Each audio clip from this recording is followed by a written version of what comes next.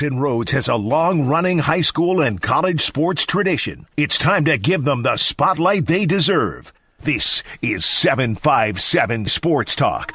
Here are Matt Hatfield and Coach Ed Young.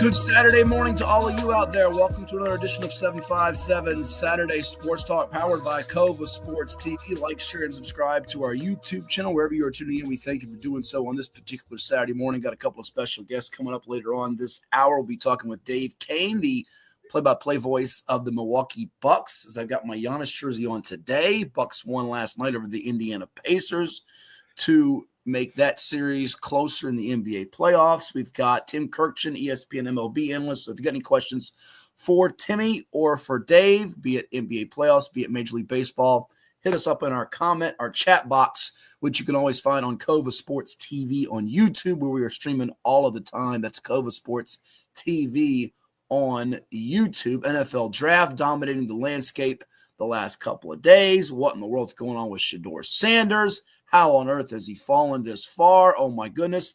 Plus, it's also Hall of Fame weekend. Virginia Sports Hall of Fame, which is tonight in Town Center in Virginia Beach, and the Virginia High School League Hall of Fame tomorrow up in Charlottesville. So a salute to all of the inductees. You'll see them scrolling across our ticker as the morning goes on. Good morning, Sir Edward. How are you? I feel good today. Consecutive streak continues. You gotta love that. Blessed. And like many other people, shaking my head, why Shedeur Sanders is not drafted. But there's a lot of people who don't need a quarterback, but a few teams who do. And we'll get into that maybe a little bit later, but it has to be something to this. And I don't want to hear he ain't that good, because couple guys drafted right in front of him, they ain't much better. So we'll put it at that. Well, how about we salute the 757 guys and Virginia guys that have been drafted thus far, as Shedeur Sanders, who some thought could go as high as number 3 in this particular NFL draft. But our man Shane Hallam from Draft Sharks came on last week and told you he didn't have a first-round grade. Well, let's hear what Shane said as to why he is dropping. Nobody saw him dropping to the 4th round or later, though, so let's just be honest about that. But look at these guys on the screen. You can see our draft tracker, which is on virginiapreps.com, Edward. Round 1, Tyler Warren, Atlee High School, goes 14th to the Colts. Boy, did we mess that up in the mock draft. We had him going to the Jets at 7th. Tyleik Williams out of once upon a time known as Stonewall Jackson High School, but Unity Reed and Manassas. Another Big Ten guy from The Ohio State's Trevion Henderson went after his running back teammate Quishon Junkins. He goes 38th overall in round 2 to the Patriots. He from Hopewell High School. He won a couple of state championships. Mike Green, who we had mocked to go in the first round. I've reached out to Mike this morning. A lot of these youngsters I've gotten a chance to cover in high school still have their numbers, still have their social media accounts. So I'm waiting to hear back from Mike to see when he can come on the show. But he of Lafayette High School fame that we had in our mock going 17th in the first round to the Bengals. There were some grades as high as 9th overall going in the first round, in the top 10 to the Saints. He goes 59th to the Baltimore Ravens out of Lafayette High School. So he slid into the latter part of the second round, but to a very good franchise. And then round 3, 3 guys from the Commonwealth. The Covenant School's Jonas Sanker, who was a safety for UVA. Charles Grant, offensive lineman. William & Mary, you heard Shane talk about him last week. 3rd round, he pegged it right to your Las Vegas Raiders, baby, out of Churchland High. We'll see if his Churchland High teammates Kenny Gallup and Daquan Felton get picked. And Ty Felton, wide receiver from Stonebridge, going to the Vikings with the final pick of the 3rd round. So who would have thunk it, Ed? 7 guys, not 1, not 2, not 3, not 4, not 5, not 6. 7 guys with Commonwealth VA ties, high school ties to the state, all going off the board before Deion's son. Well, again, none of those guys there are quarterbacks, so we're looking at 2 different things. Grant, I'm excited for because it's the Raiders. 3rd round pick. I kind of thought it would be later than earlier. So that's good where he's at. You mentioned about Tyler Warren. The Jets decided to go for the lineman, the kid from Missouri. No there. And a lot of people said it was either Loveland or Warren as the best tight end, 1-2, 2-1, whatever. So, again, when these teams are drafting, normally you think they're drafting for a need. We need a safety. We need a corner. We need a quarterback. We need a lineman. A lot of times as it goes later, they may take the best athlete on the board or best player on the board and then work them in. It's all kind of different reasons. And remember, just because a guy gets drafted high doesn't mean he's going to be all pro. Or a guy who doesn't get drafted at all can't make the NFL. I always think of Donnie Shell back in the 74 draft Steelers when they drafted 4 guys who all had became Hall of Famers, and then Donnie Shell signed as a free agent out of South Carolina State, and he became a Hall of Famer. So you don't know. It goes back to the Shedeur Sanders thing, though. It is shaking a lot of people's head. People making all kind of stuff up now. Everything from the reason he's not being drafted, he's a Sanders.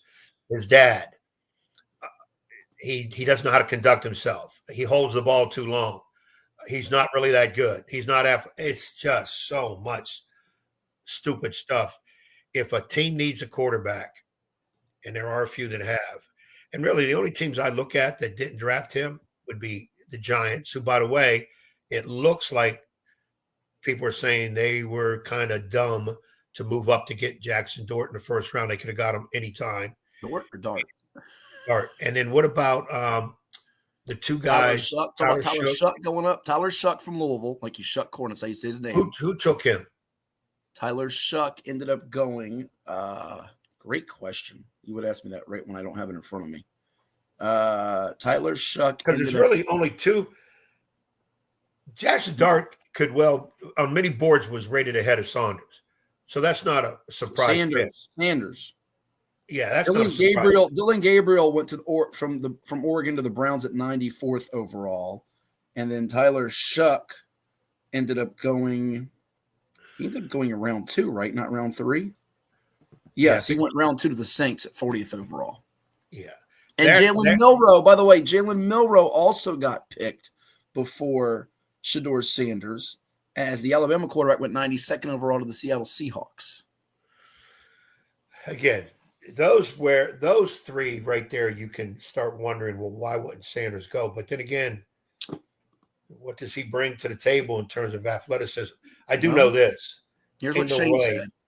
There's no way that he should be down. What Shane said? What? To fall this far, teams had to put him on the board of diagram plays, and he couldn't. It's the only likely explanation. He was 38th on my board. Lack of arm strength and poor pocket skills were the main part.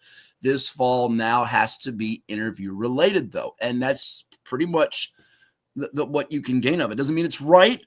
Doesn't mean it's wrong. It's just this is the explanation. And Shane had his concerns about him when he came on with us last week. Take a listen. I think Shedeur Sanders from Colorado has been a very interesting ride, right? Because of who his dad is, and because Shedeur himself has been coached since 9th grade. His dad's been on the coaching staff. So we've kind of this intertwining of Deion Sanders and Shedeur Sanders. But I think when you break it down and watch the film, I don't see a first-round quarterback there. I see a player that has a lot of potential, especially between the ears. He's really smart, reads defense as well, can manipulate safeties, does some advanced things really well. But from a tool set, a skill set, Shedeur Sanders is not a player that I certainly wouldn't put in the top 5, top 10 of the NFL draft, because I think now with defenses bringing their safeties back, using too deep, it's going to be really hard for him with his arm strength to have sideline beaters against some of these defenses, along with being the most sacked quarterback over the past 2 seasons because a lot of his own tendencies. So it's interesting to see the narratives kind of shift, that people are like, he might fall now, might fall out of the top 10, might fall into the 20s, and that more aligns with what I'm seeing. So sometimes you feel crazy, because I was thinking of this in January, February, and then you get to April and some of those things start to shake out. So that was Shane Hallam last week with us from Draft Sharks. And we'll get more thoughts. Hold the rest of them, Ed, on Shedeur Sanders and the NFL draft, with a lot of Commonwealth flavor being selected, because when we come back from the quick break, we'll be joined by Dave Koehn. He's the play-by-play voice for the Milwaukee Bucks, winning last night over the Indiana Pacers to get that series even closer. Dave, once upon a time, was the play-by-play voice for UVA when they won the national championship. You had that group with Mamadou Diakite and with Kihei Clark and with Kyle Guy and a couple of guys now with the Cleveland Cavaliers in Ty Jerome and DeAndre Hunter. We'll get his thoughts on that, the playoffs, the Bucks and Pacers, and so much more. It's coming your way after this time out here on 757 Saturday Sports Talk. You're watching CoVA Sports TV. Did you know that the minimum limits in Virginia are $30,000? $30,000 is a lot of money on an individual basis. But if you're involved in a personal injury matter, that's not enough. Here at Williams-Deloitte, we're happy to provide a consultation on the amount of coverage you have in your vehicle. It can be confusing. Not many people understand it. You know you need to have it, but do you have enough? Give us a call today at 757-547-5555 so we can help you prepare in the case of an automobile accident or any other personal injury matter that you or your family may find yourself in.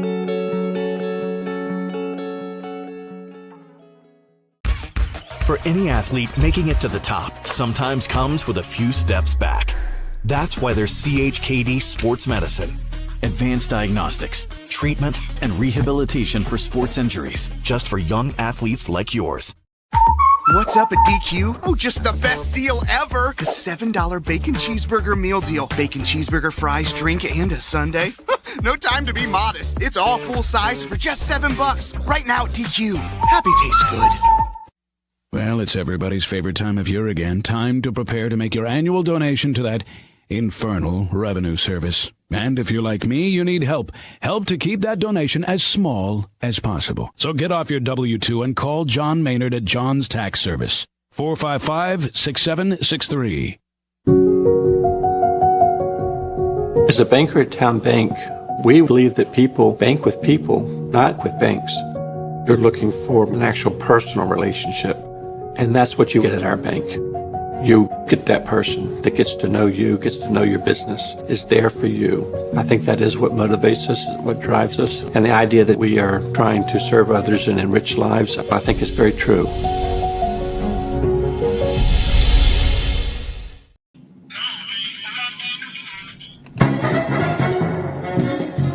And now back to Matthew Hatfield and that evil basketball coach. Blast you, Ed Young!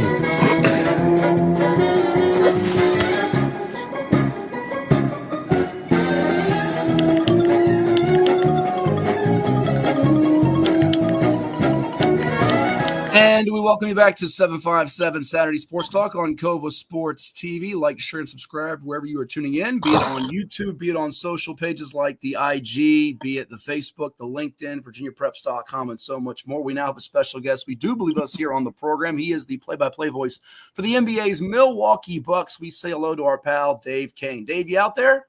Hey, guys. How are you? Can you hear me?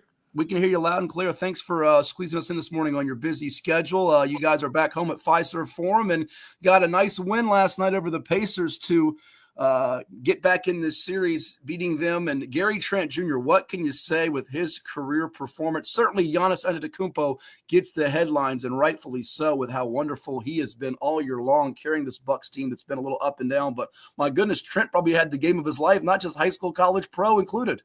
Yeah, I mean, I tell you, it's funny because there aren't too many guys in the world that can put up 37 points, 12 rebounds, 6 assists, do it shooting 70%, and be the second story on a team. But that's kind of how it is with Giannis. You just expect the greatness because Gary Trent Jr., he was the story of this game. I mean, the Bucks had a real challenge in this playoff series in so many ways against this Pacers team, just from a matchup perspective. And he was inserted into the starting lineup. It was only his third start since November 6th. He'd been a real guy, key contributor for this team off the bench. But, man, to say he was a key contributor is really underselling this thing because 37 points with 9 3-pointers, tying a franchise record with those 9 3-pointers Ray Allen set way back in 2001. It was a spectacle. And not only the offense, the defense was a big part of it. That's the reason he was inserted because Tyrese Halliburton had just been really kind of running roughshod over the Bucks over the course of this series, and he's been a real matchup problem for this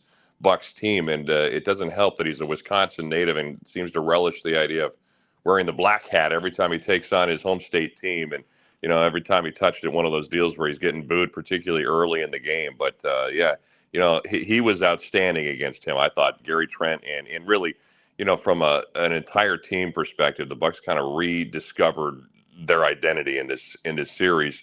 So we'll see if they can translate it on, because Rick Carlisle, another guy with Virginia roots, is a hell of a coach, and his ability to adjust and exploit weaknesses is so profound. And so we'll see. The chess match begins, and that's one of the great things about NBA playoffs is just watching teams adjust throughout the series and try to exploit the other side's deficiencies. No question about that, Dave. Before I let Ed jump in here, you had the great stat last night. I heard you say during the broadcast, this was a must-win spot for the Bucs, because teams leading a best-of-7 series in the NBA playoffs, 3-0, are 157-0. And it was not looking great, because the Pacers were up 10 at the break.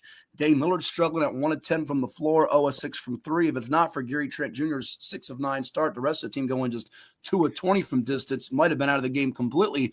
But another little lineup tweak that Doc had in the series that might go unnoticed to some. Jericho Sims comes in, 6'10", with versatility to play on the perimeter. More minutes for him now compared to Taurean Prince, who was starting, 6'6" forward, who now goes to the bench. Maybe found a matchup they can use. And now the Pacers, certainly you expect bounce-back games from guys like Miles Turner, Andrew Nembhard, and TJ McConnell, but Pascal Siakam remains solid. And now if you get this thing at 2-2, it becomes perhaps the most interesting first-round series, because we got some duds potentially here. If the Clippers put the Nuggets away, you don't know what's going to happen with Wolves-Lakers. This could become the must-see series for a game 6 and 7 if Milwaukee can get one more coming up on Sunday night. What do you think? Did we lose you, Dave? I got kicked out of the room. We got you me now. back? Yeah, we got you now. Sorry about that. Okay, that's all right. So I heard most of your lead into that question, but one thing I heard you say at the beginning was regarding Jericho Sims, and that was a pretty astute observation, because this is a guy that doesn't get a lot of headlines or a lot of press, but he has been a key contributor for this Bucs team just because of the physicality he brings in his defense, something that has been at times in short supply for the Milwaukee Bucs. But this Bucs team, they do have players that can get, the size and the physicality has been something Doc Rivers has been trying to bring out on this team all season long. And at times it's been there, but it's been such a shifting rotation and lineup with new faces. Of course, Sims was brought into the trade deadline, and then you had Bobby Portis suspended for 25 games. Damian Lillard missed 15 straight games.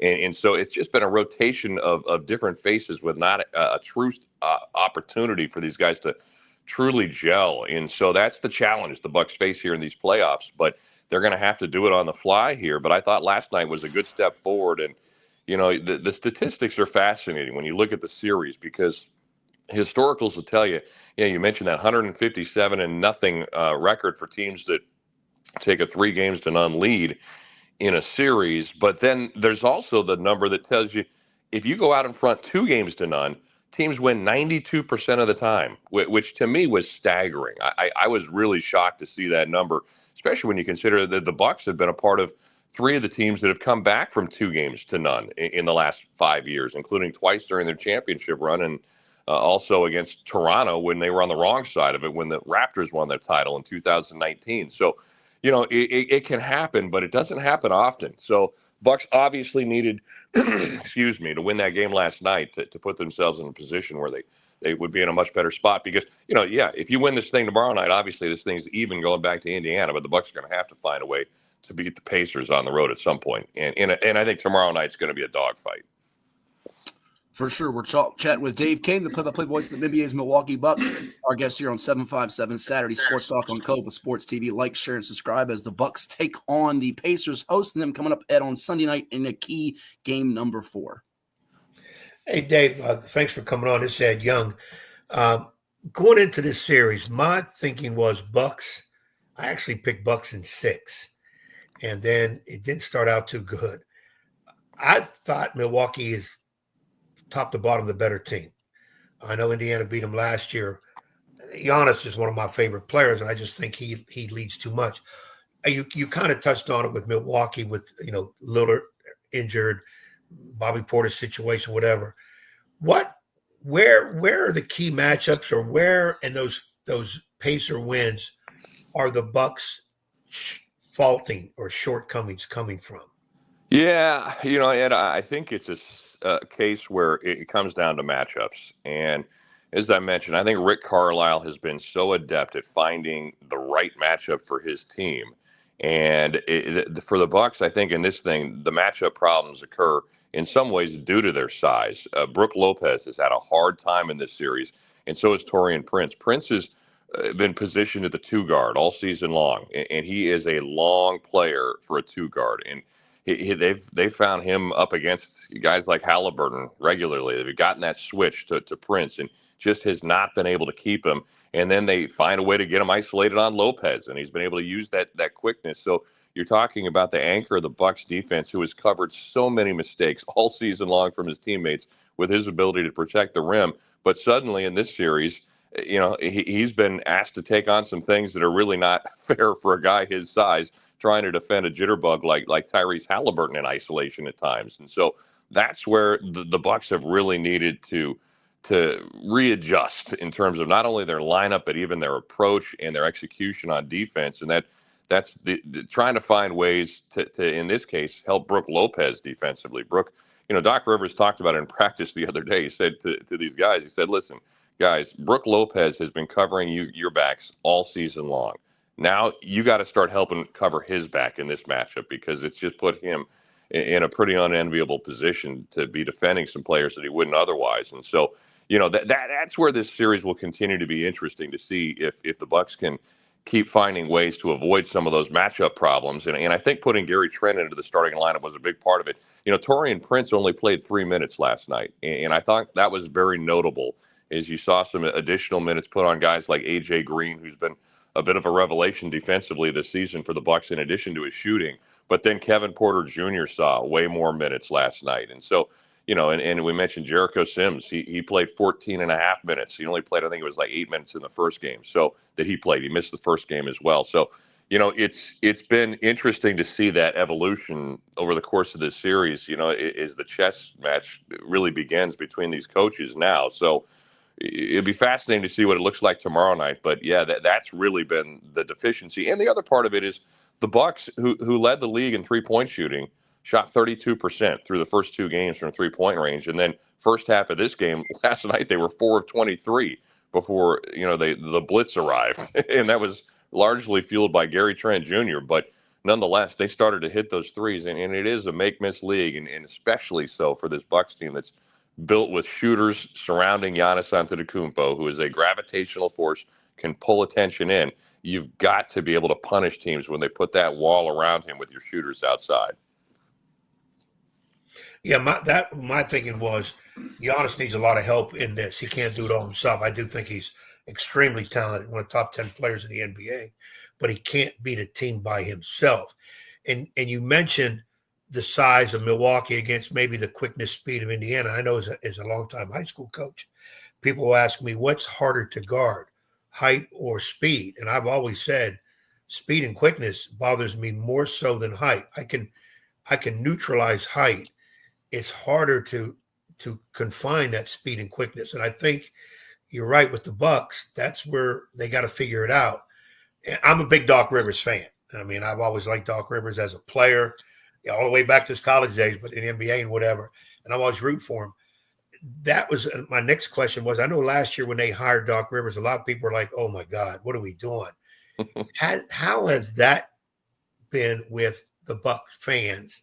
And if they get bumped by Indiana, will there be heat on Doc, or let's get over that and take care of other issues?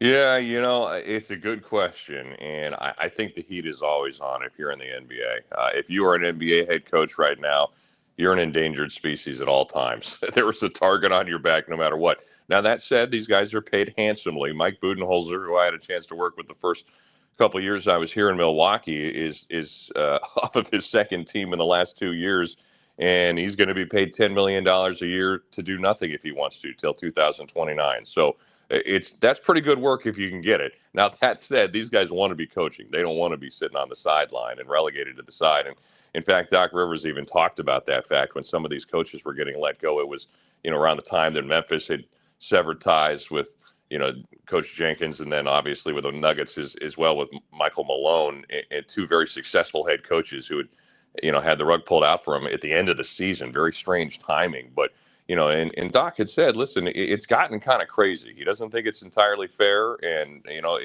but it is life in the NBA these days, and I suspect it's that way for Doc Rivers. I've not heard anyone suggest that his job is in jeopardy, but I put nothing past anybody in this league now. I really don't, and in terms of the fans' response, I don't know why it is, but Doc certainly has gotten a tough rep with a lot of fans, and I don't know. I think he takes a lot of, to me, sometimes unfounded criticism. Does he make mistakes? Yeah. There are, any coach will make some mistakes over the course of a series. I mean, it's just a challenge, but it's a two-way street. I thought he took so much heat for his time with Philadelphia, when the reality is he was coaching two of the more toxic situations I've seen in the NBA, with Joel Embiid playing with Ben Simmons, and then you had the James Harden situation with Harden, and it's just personalities that were just not jiving, and it was not working. You want to put that at the feet of the head coach? I don't know. Be my guest, but I think that at some point the players bear some responsibility as well. But so here in Milwaukee, it's starting to dial up a little bit. Look, the reality is, when he was introduced, there was a smattering of boos last night in Milwaukee when Doc Rivers was introduced. So it's the first time I'd heard that. So I suspect it may be a little different. I mean, fans and their opinions of things are very fickle. It goes with the win. Now that they came back and won that game 2 or game 3, and now you're in a position to tie the series, we'll see what it's like tomorrow night. But it really is with the wind in terms of fan perception. You just can't dwell on it, because it's as fickle in nature as anything. I mean, it just depends. It's completely, what have you done for me lately? But I've thought he's been a good addition to this franchise, because one of the things I've always really been impressed with Doc Rivers is his ability to relate with players. And I don't get the sense that there's any sentiment in the locker room that they don't think Doc is the guy to be leading them. And I think that's critically important for any NBA franchise, because when that locker room turns on you, I mean, Mike Budenholzer once told me, he said, listen, this is when I first got there, he said, you got to know what you're doing, because in this league, if you don't know what you're doing, those players, they'll smell it and they will turn on you, and you will lose that locker room. I don't think Doc Rivers has come anywhere close to that. But yeah, from a fan perspective, I think he's always battling it.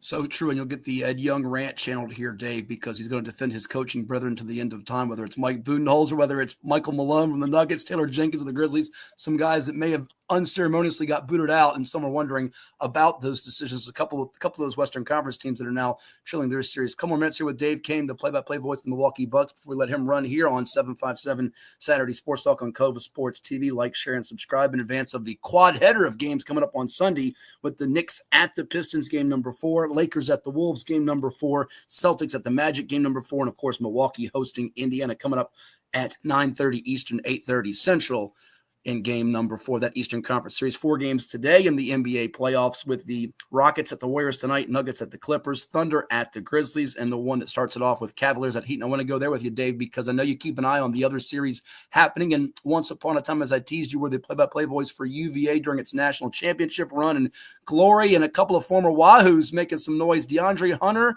who made the move, got traded to Cleveland, and Ty Jerome might not be stunned with Hunter because he was a first-round pick. Ty Jerome, oh my goodness, he almost got 6th man of the year, and Cleveland looks like a team that can win the whole thing potentially. Yeah, those guys are really good. I know they foundered a little bit down the stretch, but every time the Bucks played them, I looked at that group and I just said, I don't see the weakness on this roster. I just don't see the weakness. Maybe a little bit defensively in that backcourt, but even then, you've got Evan Mobley, and you've got, you've got this backcourt that can lock it down for Cleveland. I should say backcourt, yeah, defensively, that can just cut you down. And I think that makes it such a tough matchup. And then they get even better by adding DeAndre Hunter at the trade deadline. I thought that was an incredible pickup. Obviously, I have a little bit of a biased lens having covered the guy throughout his college career, but I just think his versatility in this league, he's got everything teams are after.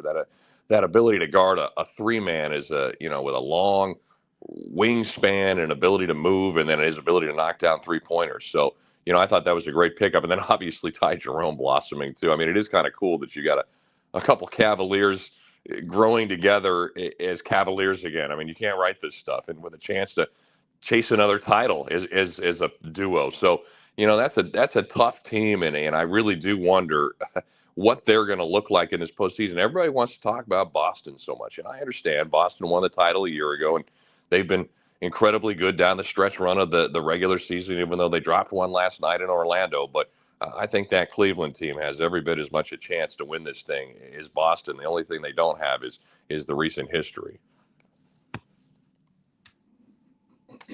Absolutely, Ed.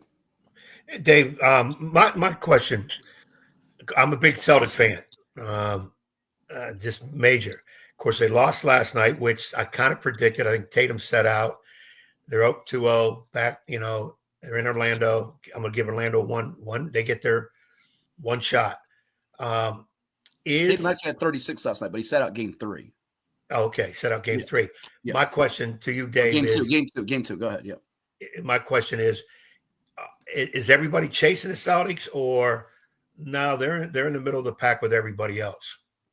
Well, until somebody beats them, I think you have to say they're chasing them, because just in terms of their demonstrated performance. Again, you win a title a year ago, and you basically bring everybody back this season who with guys that are even playing better. But I do think it's really hard to win back-to-back in this league for a couple of reasons. I was part of the Bucks team that was trying to defend its title. That was my first season here. And, I just saw what it takes. You need to be lucky. And I think the Celtics are starting to feel a little bit of that injury issue. You mentioned that Tatum was questionable going into that game last night. He did end up playing, but he's dealing with some stuff now. Jaylen Brown's dealing with some stuff. And, Drew Holiday sat that game out last night for Boston. So he's dealing with some stuff too. So the injury bug starts to creep in.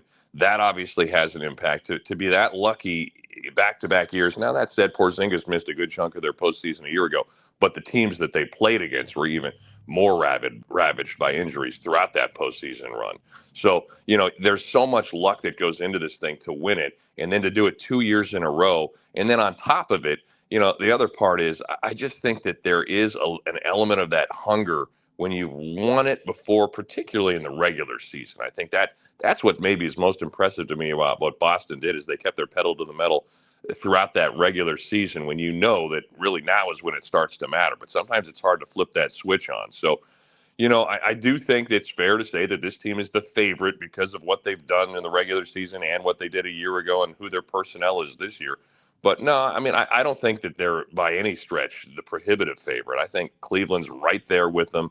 I'm not as sold on New York right now, but we'll see where they go. And, the other thing is, the one thing I got to add is, and look, I understand that I work with this team, so I'm obviously biased to them, but the Bucks have not to this point established themselves as a true title threat. However, if Damian Lillard can find that form that made him a top 75 player, the Bucks just did this with Damian Lillard last night, going 1 for, let's see, what was his line? He was 2 for 12, 1 for 8 from 3-point range with 7 points.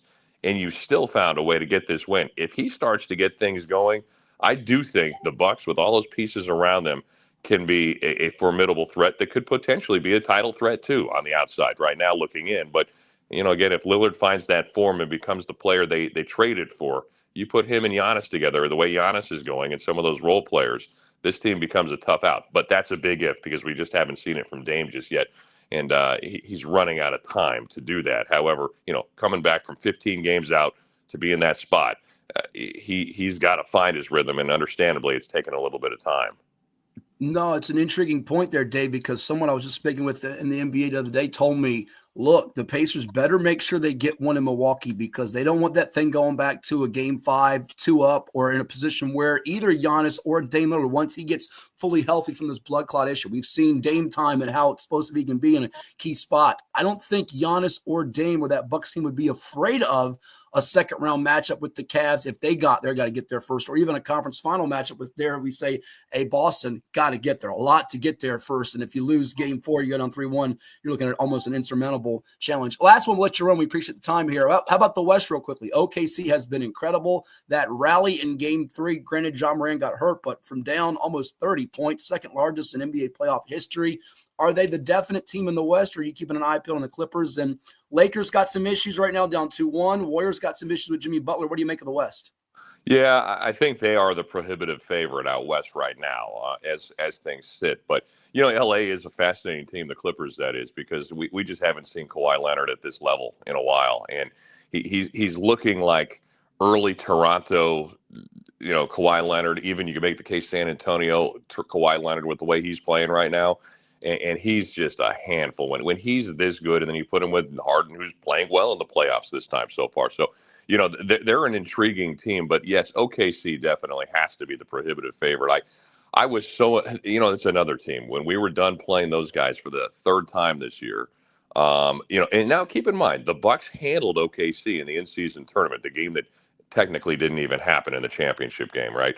But the Bucks were definitely this is really maybe one of the times that I thought the Bucks established their physicality in a way that Doc Rivers has been imploring them to do, when they really manhandled the Thunder and held them to, I think it was like 84 points or something like that back then. But it was a dominant showing. However, they repaid the favor later in the season, and I just think this group is so complete with what they're able to do, and I love the way they play together. They're a young team. I think they're the youngest team in the league, and they're still as effective as they are. They seem like a group that really likes to be together, and I think that's so incredibly important for any team in terms of chemistry. That's the great intangible. I did a game this year at one point, and Wesley Matthews was my broadcast partner. I actually did it on TV with him, and he was a former Buck, longtime veteran. He was talking about those late Bucks teams that won the title, and he said, one of the things that people don't talk about enough with those teams was we loved to be together. He said, if there was a kid's birthday, one of our kids, everybody was there. We just spent a ton of time together, and he said, I don't think owners fully appreciate that wins you games. And I just get the sense, and this could be totally wrong, but from what I look at with that Oklahoma City team, I get the sense that they've got some of that. So now the one thing I do think about with them, and I wonder if they have been so reliant on scoring points off turnovers. Are you able to keep doing that throughout the playoffs as much? I don't know. And obviously they don't have a ton of experience, but the only way you get experience is by playing. This is year 2 that they've been in this spot. So I do think that team has a very good chance to win it all this season if they do get used to it, because with all of the assets they have and as young as that team is, they are not going anywhere anytime soon. Sam Presti's done an amazing job putting that team together. No, it's an excellent point, David. They were my pick to win it before the season. I feel even better about it now. And you are so spot on, because every time you watch these post-game interviews, whether it's Shea Gilgeous-Alexander or Chet Holmgren, the whole group is with him, whoever it is, doing the on-court TV interviews. So it's so right there on the money. Well, thank you so much for the time this morning, squeezing us in. All the best to you and the Bucks moving forward. Say hello to our pal Corey Alexander later today, and we'll chat with you down the road. All right, sounds good, fellas. You enjoy your Saturday. You got it. Thanks, that is the one and only Dave Koehn, play-by-play voice of the Milwaukee Bucks, here with us on 757 Saturday Sports Talk. We'll take a timeout. We got another special guest coming up, an ESPN MLB analyst, Tim Kurkijan, to break down what's happening in the sport of baseball. But we got to take another timeout to pay the bills. You're watching 757 Saturday Sports Talk on Ed Young's favorite new TV. What is it? CoVA Sports TV. It's the best around. I don't even know if there's any other ones any good. Hear a word from some of our sponsors, such as Chicho's Pizza. We'll be back in just a moment. Stay tuned. For any athlete, making it to the top sometimes comes with a few steps back. That's why parents count on CHKD Sports Medicine, advanced diagnostics, treatment, and rehabilitation for sports injuries, just for young athletes like yours. With convenient locations across Hampton Roads and a whole team of experts here to keep your favorite player at the top of their game. CHKD Sports Medicine. Learn more at chkd.org or call the CHKD Sports Injury Hotline. CoVA Painting. We don't just paint, we transform spaces. Visit CoVAPainting.com or call 757-550-7357 and mention the Sportsplex for 10% off of projects over $1,000.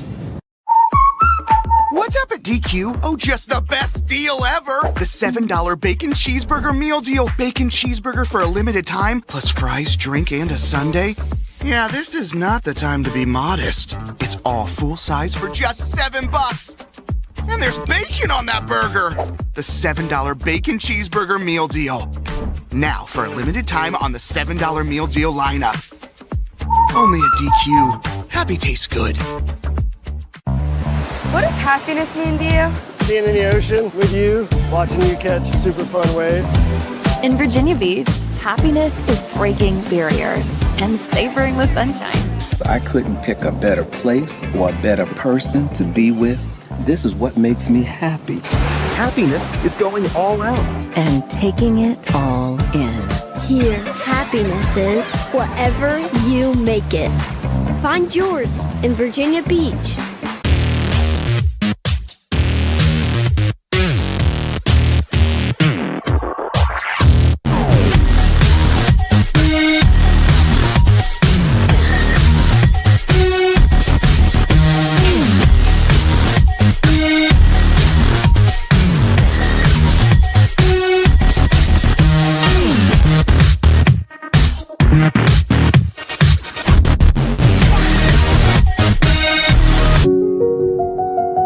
I grew up here.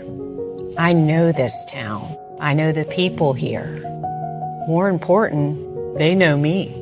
As a banker at Town Bank, we become part of the communities we serve. The people who bank with us, our members, know us. When you bank with Town Bank, you'll know your banker. You'll know you can reach us, and you'll know we're here for you. James Catato tells us tonight there's a new team making new noise in the USL2 scene on the other side of the water. Something special is brewing inside the walls of the Virginia Beach Sportsplex. We're not here for moral victories. When we're on our day, we're a legit team. See the stars of the future in pre-professional action at the Virginia Beach Sportsplex. This combined season ticket special is for men's and women's. That's 15 games for just $100 for adults and $80 for youth. VBU has a brand new women's team that competes in the W League. Soccer fans, it's time to rally behind Virginia Beach United. Tickets are on sale now. Visit VBUnited.com. Hampton Roads has a long-running high school and college sports tradition. It's time to give them the spotlight they deserve. This is 757 Sports Talk. Here are Matt Hatfield and Coach Ed Young.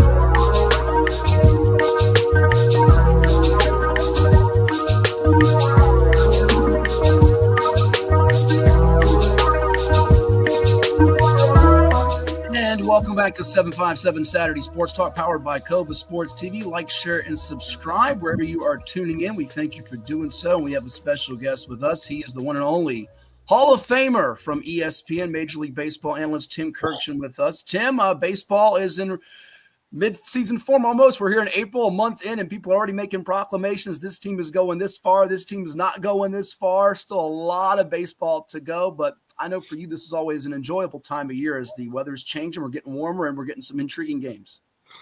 Yeah, and it's been, fellas, an amazing first month of the season. When you look at all the bizarre things that have happened from, the Yankees becoming the first team ever to hit the first 3 pitches of a game for a home run. I did that game on the radio, and that kind of set the tone for how the season was going to go, not just for the Yankees, but for so many other teams. It has been as unpredictable a start as far as bizarre, crazy, quirky things happening. But this is what separates baseball from the other sports. It just makes you slap your forehead on a daily basis. Like, how in the world did that happen? And that's happened 36 times for the first month of the season. And I don't have a really good look at where things are right now because it's been so unpredictable, and that's what makes it so great. For sure. And if you got a comment or question for Tim, you can always hit our chat line. Let us know. Give us a comment or a question you have for Tim. We'll pass it on to him. If you could do me the favor, though, and educate Ed on how historically strong the NL West has been, excluding cellar dweller Colorado, to start off this 2025 campaign with the defending world champion LA Dodgers, a very dangerous San Diego Padres team that could certainly play deep into October, much improved San Francisco team that's so well managed by Bob Melvin, and an Arizona Diamondback squad that I am, of course, very fond of, and which, of course, is partly why Ed likes to ridicule and demean them while also trying to feel better about what transpired 24 years ago in the Fall Classic. This is the best division of baseball, right, Tim? Yes, it is. All 4 of those teams are good enough to make the playoffs. And again, this was a while ago, but it was the first division since divisional play began in 1969 to get to 25 victories as a division with no more than 7 losses. So at one point this year, the NL West was 25-7. No division had ever done that early in any baseball season. And Matt, you're right. The Dodgers are great. The Diamondbacks are really good. The Padres bullpen especially is tremendous.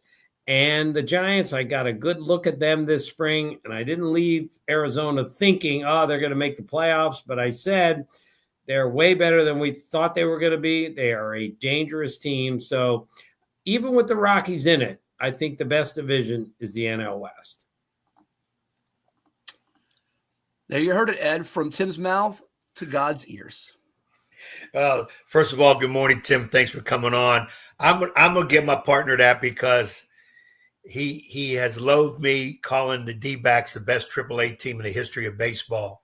I can't say that anymore because they own the Yankees in that early season series, and they've got that 1 through 9 lineup is pretty strong, and they've got some decent pitching. I tried to give him about 4 of my Yankee guys for one of his pitchers. He wouldn't do it.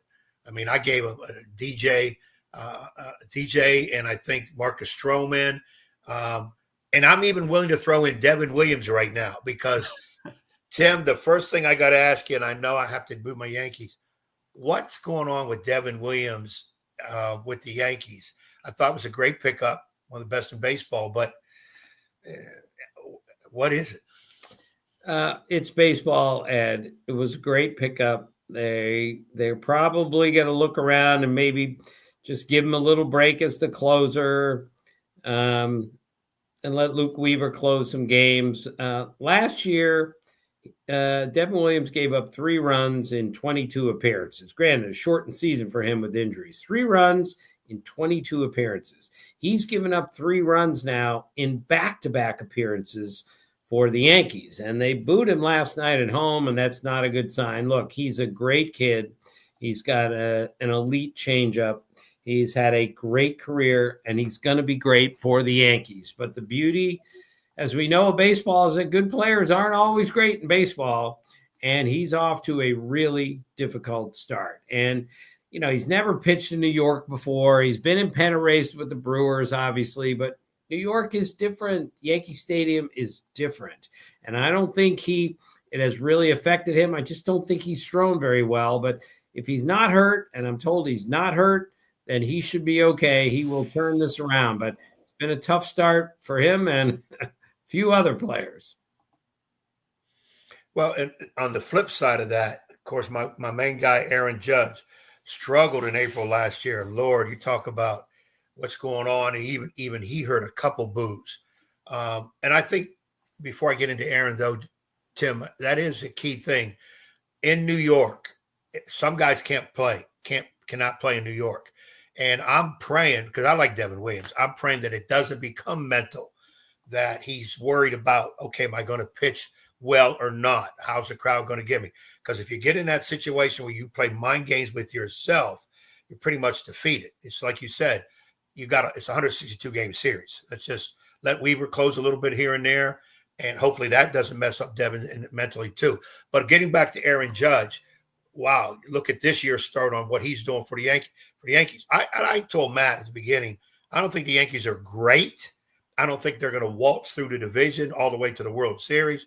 They have holes. They have some issues. They're good, but not over. But Aaron Judge, so far, I'm probably going to jinx him now. I mean, hitting the 400, just doing so many things, and also his leadership with the new guys on the club. I know listen to Clay Bellinger and Goldsmith, 2 veterans, say they see why he's Aaron Judge now that they're up close with him.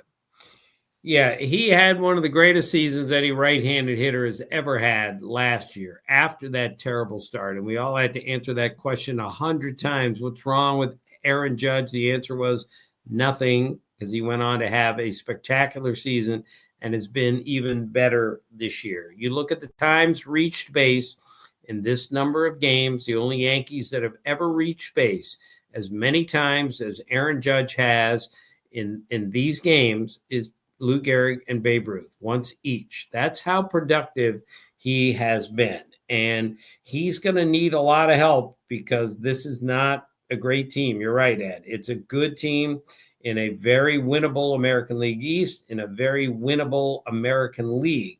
But to ask him to hit .415 all season and carry the team, not single-handedly because they have a lot of guys that can hit the ball out of the ballpark, but it's just stunning how great a player he has become. You know, he used to be a big home run hitter. That's what he was. He was a slugger. Now he is an all-around, really great player at everything: defense, running the bases, hitting for average, and hitting for power. It's really impressive. The player he has turned himself into is just stunning to watch.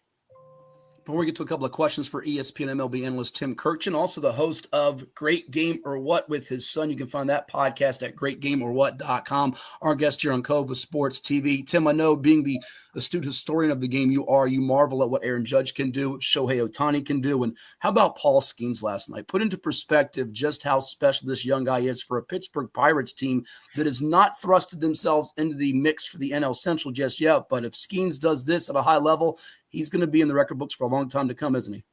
Yeah, he's already great. I think he's the best pitcher in baseball, and he's the pitcher. If I'm going to watch one game and he's pitching, it's always him. I mean, he's 6'6", he weighs 230, throws 100 with secondary stuff.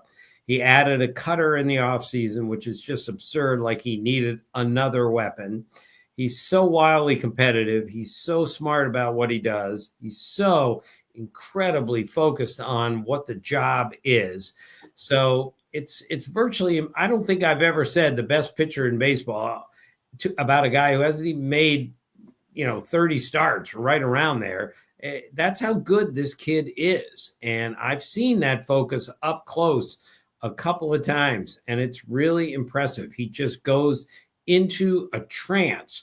And when he walks out on the mound, all that matters is, I'm going to throw strikes, I'm going to get you out, and we're going to win this game. And as long as he's got that attitude with the physical skills he's got, he's going to be a great pitcher for a long, long time. Now, Pirates just have to build something around him. They got to get some offense. They got to get some extra bullpen. They got to get another starter. It's just not right that a pitcher this good might be on a team that, at least for now, doesn't look like a playoff team. Let's grab a couple of American League-related questions here for Tim Kurkijan, our guest here on 757 Saturday Sports Talk. Our man Bob in Williamsburg on the chat line, he's a diehard Orioles fan, wants to know, how do the Orioles fix this? Tim, the starting pitching has been a mess. Injuries, and Corbin Burns, they let him go to my D-backs. What do you think about the O's, and are they out of this thing? Yeah, they're in trouble right now. Now, that's going to change. They're far too good to struggle like this. Starting pitching, obviously, is the biggest issue. Like you said, no Corbin Burns. Grayson Rodriguez has the best stuff of the current pitchers. He hadn't pitched yet, and there's no telling when he's going to pitch. Injuries have just absolutely decimated this rotation, and not just this year, the last couple of years. So their only way to win, and I think they'll get hot, and that will be soon, is they have to score a ton of runs. They have not won a game this year. No, they've only won one game this year where they've scored fewer than 4 runs. That's not right. They have to score runs, and they have not been a good offensive team. Even Gunnar Henderson, who started out injured, started the season late, he's going to get hot, but even he hasn't really gotten going yet. And, they're going to start to hit. I'm sure that Adley Rutschman, their star catcher, has to get going. He had a terrible second half of the year last year, but he's going to figure it out too. But if they're counting on just pitching their way back to the playoffs, I don't see that happening now. But they can hit their way back to the playoffs, but it's got to start, and it's going to start soon. And before Ed jumps back in here with some questions for you, Roger in Chesapeake wants to know, can Cleveland win the AL Central again? That division's interesting because Detroit's mighty good with another one of the top pitchers in the sport, Tarek Skubal. Tim, what do you make of the Guardians so far? Yeah, I love the Guardians, and I did not see them playing as well as they did last year. Not like it matters, but we have to do our predictions, and I picked the Tigers to win the division and the Guardians to finish second. Could that switch around? Of course. That bullpen that the Guardians have. That's as good a bullpen as there is in baseball. They've started to score a few more runs lately, and their starting pitching is above average. It's got to get even better from here because I'm just not sure this team's going to score a ton of runs this year. But I love the way the Guardians play, and I love the way they pitch out of the bullpen. So, yes, they have a chance to win this division for the second year in a row. Yeah, I just wonder about Emmanuel Clase, Tim. He was so unbelievable last year. He's been a little bit skittish here as of late. Could he get removed out of the closer role, or is it too early to panic with him? I would never panic with him. His stuff is ungodly good. He throws 100 miles an hour with movement. Everyone struggles. We talked about Devin Williams earlier. Really hard game to play. Give him some time. He'll figure it out. All the good ones do. But with the bullpen that they have at least three guys who they could drop in the ninth inning and get a 1-2-3 with their eyes closed. That's how good that bullpen is. But I would never give up on Emmanuel Clase, not with what he's done, especially the last few years. So there you heard it, Ed. Don't panic if you're a Yankee fan with Williams. Don't panic, Cleveland fans, with Clase. It's a marathon, not a sprint here in Major League Baseball. It's so true. And Tim, we should probably ask you this right off the bat. We got almost a month into the season. Any surprise for you on the good side, and maybe a surprise, whether it be team or player, not doing what maybe you thought?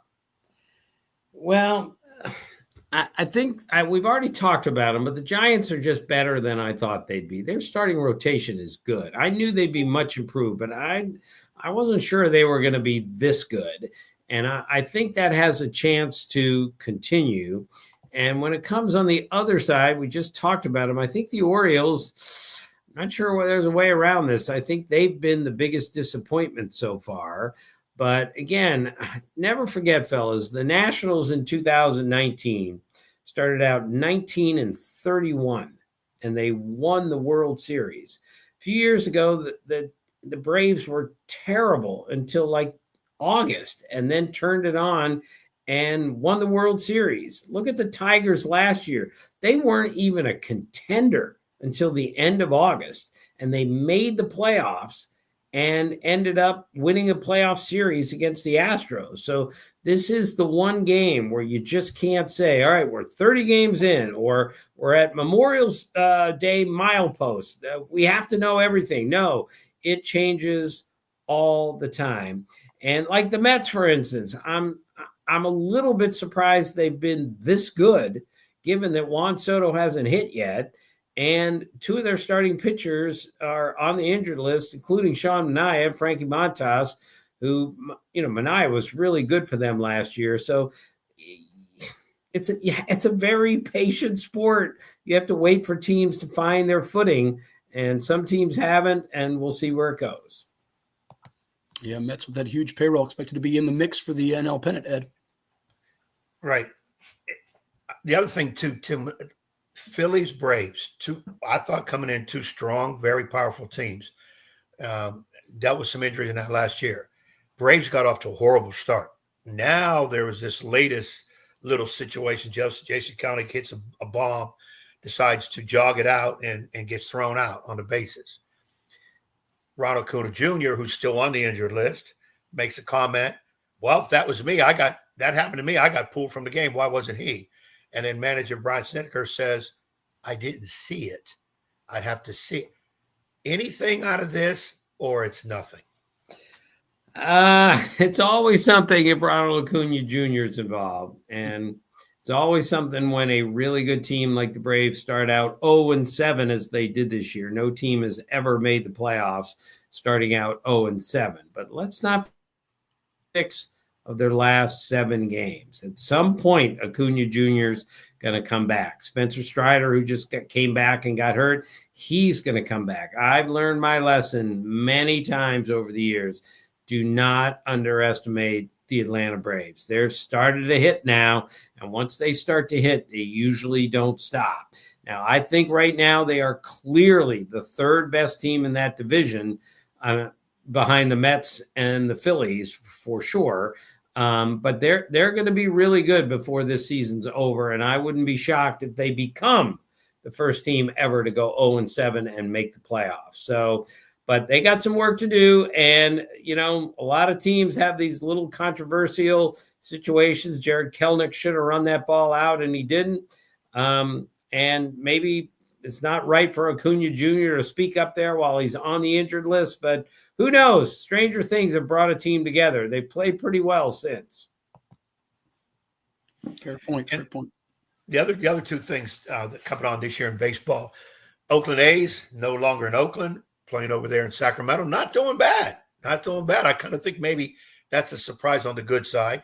And then we have Tampa Bay playing in the Yankees. They're playing in Tampa Bay, but they're playing the Yankees facility, and they're struggling.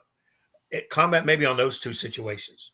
Yeah, let's not forget the A's played 500 baseball the last 120 games last year. They can hit, and they're scoring more runs now. Jacob Wilson, their young shortstop, is a terrific young player. Tyler Soderstrom is off to a great start. Power, first baseman. They just called up Nick Kurtz. He does a lot of really good things. I like where the A's are, but it's just a difficult spot playing in a minor league ballpark for the next 3 years. But I would not underestimate them. To me, they're not a playoff team, but they are a dangerous team.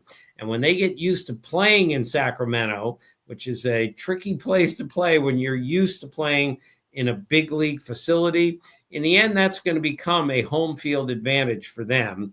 And they're gonna be a really dangerous team at home eventually. And I think they're better than people think. As for the Rays, and again, in a really tough spot, losing their ballpark to a hurricane. But their pitching is so good. I mean, that Shane Baz guy last night was dominant again. They have, you know, as Brandon Hyde, the Orioles manager, told me this spring, the entire team throws 98 miles an hour. It's incredible. But they've got some work to do. I don't know if they're going to score enough runs to be a division winner. But I still think in a very winnable American League East and a very winnable American League, you cannot count the Rays out because of the strength of their starting pitching. One more question from the chat line, Tim. Logan wants to know about his Texas Rangers, which I guess goes to the AL West in general, too. You brought up the A's there with Ed. That's the only division, I think, where all 5 teams are separated by 2.5. That could be maybe the most unpredictable to the wire. Yeah, it's a really interesting division. I think the Angels are better than people think. We just said the A's are better than people think. Seattle's starting pitching, which is all banged up. Again, Logan Gilbert went out last night. Not a good sign. Their starting pitching is tremendous. The Astros are the Astros. Never, ever underestimate them. But I think the Rangers are the best team in the division. And I think when they won the World Series a couple of years ago, they had the best lineup in the American League. And it really hasn't manifested itself so far this year. And now Corey Seager is on the injured list. But once they get everyone healthy, that is a devastating offensive team. And Jacob deGrom has made his regular turn so far, which is a really good sign for them. So I'm not suggesting the Rangers are the World Series team from 2 years ago, but I think they have maybe the biggest upside in the American League, but they got to get some people healthy, and they especially got to keep deGrom healthy for the rest of the season. Just 2 seasons removed from beating my D-backs in the Fall Classic, Ed, Texas Rangers. Yeah, like we said, it's early, but people kind of jockeying for positioning and see what we have. Tim, I know in the past we talked to you about rules, changes, and whatever. Is there anything along those lines that you would want to see changed? And is there anything maybe you'd like to see pushed aside? Well, we got to get rid of the ghost runner at second base in a tie game in the 10th. I'm sorry. Games are a half an hour shorter now. We can play until somebody actually wins. This is the big leagues. We don't need to do this.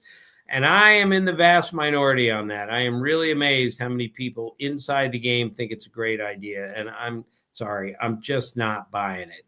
I also got a good look at the ABS system this spring. And, I think it's a very interesting situation where hitters are allowed to challenge a ball strike call.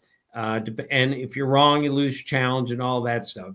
That is coming to the big leagues. It may not be there next year, but it's on its way because it seems to have worked in the minor leagues. I saw it in action in spring training, and it didn't seriously delay the game.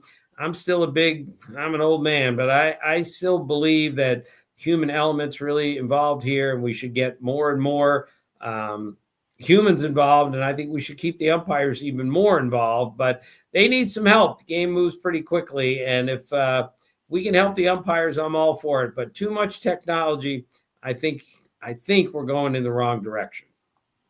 With you totally. Ed and I agree with you on that, Ghost Runner. It's almost like if you told NFL teams we go to overtime and it's going to be 11-on-7, we'll take 4 guys off of defense. It's such a disadvantage to me, to the team, the relievers pitching.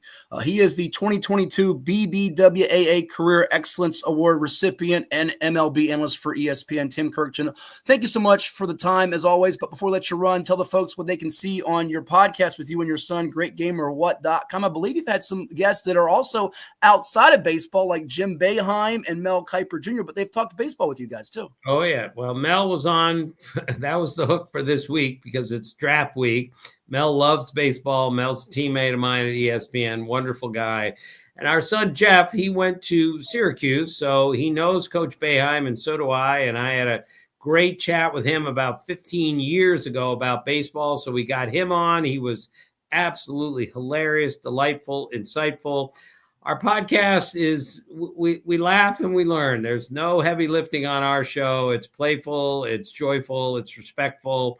We get great guests every single week. We have Steve Sparks, former Major League pitcher, on this Wednesday coming up. He was phenomenally good. So it's really a thrill of a lifetime for old Pop-Up here to be able to do a podcast with his son. So good.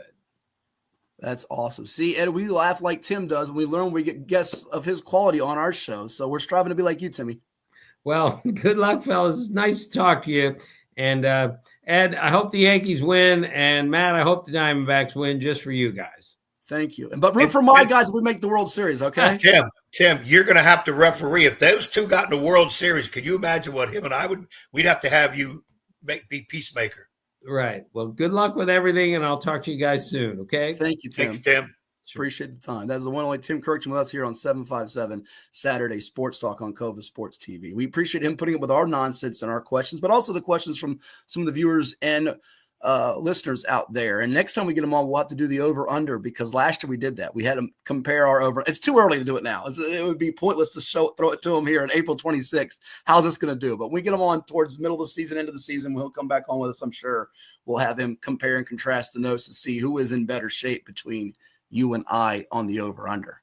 But but for purposes of our discussion and our show, would you like to take a little peek-see, a little look-sees, as they say, at how that over-under is looking right now? Let's do that, because I feel I'm in a good situation. You always feel like you're in a good situation, whether you are or not. You got to manifest it, the nature of your doing. And we it's cool. You had on Boeheim and Kiper, and he's got you heard Sparks come. That's pretty cool. Here it is. He's talking baseball with those guys. That's cool. That is really cool. But that's the neat thing. You can, we could have talked NFL draft with him if we wanted to. I'm not sure it would have been great for the listening audience, but hey. I almost was going to say to him, can you believe Sanders hasn't been drafted yet? I would think he would say, well, the baseball draft's not till June. No, he wouldn't. Here you go. That's what it looks like right now, our over-unders. I've got over on the Reds. Too early to tell. Under on the Astros. I feel good about that just because they don't have Kyle Tucker and Alex Bregman anymore. Tucker with the Cubs, Bregman with the Red Sox. And that division is, as Tim outlined, competitive enough that it could be to the wire to see who gets there. Over on the A's, I like that. Tyler Soderstrom's been killing the ball, as he touched on. Mets under. They might win that division running away. I know it's early, and the Braves and Phillies can make a run. The Mets have a tendency to implode. And then my D-backs over. I like it, with the only caveat being that division is so fierce, as Tim touched on. It is the best in baseball, whether you like it or anybody else does or not. You got the Royals as an over. I'd get worried about that. Blue Jays is an over. You should be good. The Cubbies is an under. Worry about that. Then your last two, you're in good shape. So I think you've got probably 3 and 2 right there staring you in the face. Yeah, I think once again I'll win this. I'm going to win this probably by 1. So you think you're going 4 and 1? Because I'm not going 2 and 3. I'm going to say if you go 3 and 2, then I'll go 4 and 1. Well, then you better hope. You better hope and pray to God that the Royals get hot or the Cubbies hit a slump. Yeah, I think Cubby slump is going to happen. I think Royals will get better later. I don't think Tampa Bay will. San Diego, I'm like you with your Arizona team. That's a tough division. They all can't just beat Colorado.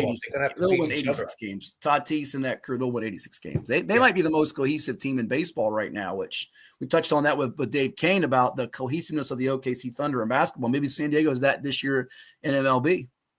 Yeah, you could see in their dugout, but I'm a little biased, but then I watch every game. The Yankees are the same way, but playing in New York, playing in San Diego is two different things. And it was cool. It was neat when Tim touched on Devin Williams. Okay, there's nothing wrong with him, but I'm starting to think, even though it's early, head game in New York, if that crowd doesn't like you and you don't deliver, it's probably best you're on your way out. And there have been some guys who have, especially pitchers, who have pitched with the Yankees, and when they got traded or later moved, they said it was the best thing for them. New York wasn't for them, whether it be the lifestyle or it's a rat race place. It's up and down, whatever. I mean, I know when I just drive through New York, I'm like, Lord, get me out of here as soon as possible. It's just different. And I'm a little shocked with Devin Williams. I thought he was, if not the best closer in baseball, up there with Clausen and whatever. And right now, I agree. Put Weaver back as the closer. But even then, it's got to mess with Devin Williams' head that, hey, we can't have you as a closer. We're going to have you as whatever. How about that? Plaxico Burris' daughter, our man Lilo Bird, chiming in on the chat line this morning. And then also our buddy Bill Walcott on the chat line. Again, we're having some technical issues. We'll check with our CoVA Sports TV team, but I'm getting some text that I guess we might have multiple items being streamed right now on the CoVA Sports TV page, so we're not getting some of the comments from that. We have gotten a couple of questions through our Twitter page at 757 Sports Talk or X page. You can always hit us up there. And then also on the Facebook, as you see, that's where the comment is from Bill. Hit us up on that, and you can interact with us here. Nice showing by the Guardians. Bill says he's a Clevelander. He's rooting for his Cavaliers and his Guards. Ed can weigh in on this. Ed doesn't want to weigh on this, Bill, because the Yankees dropped 2 of 3 to the Guards, and they dropped 2 of 3 to the D-backs. And he's just not happy about that. He does not accept losing very well, do you? No, and the problem is this, and this will help both you guys. We, Yankees, where's my Yankee? We have to beat the good teams. Can't go 3-2, 2-3 or whatever. Can't do that. Arizona's good. Cleveland's good. Make sure you record that so you can play it later when I say they're not good. Jose Ramirez kills the Yankees all the time. And it's always a situation. He comes up second and third, 1 out. It's almost a given. And he's going to find a way to drive in runs. We got to find a way to pitch to him better. Cleveland's good.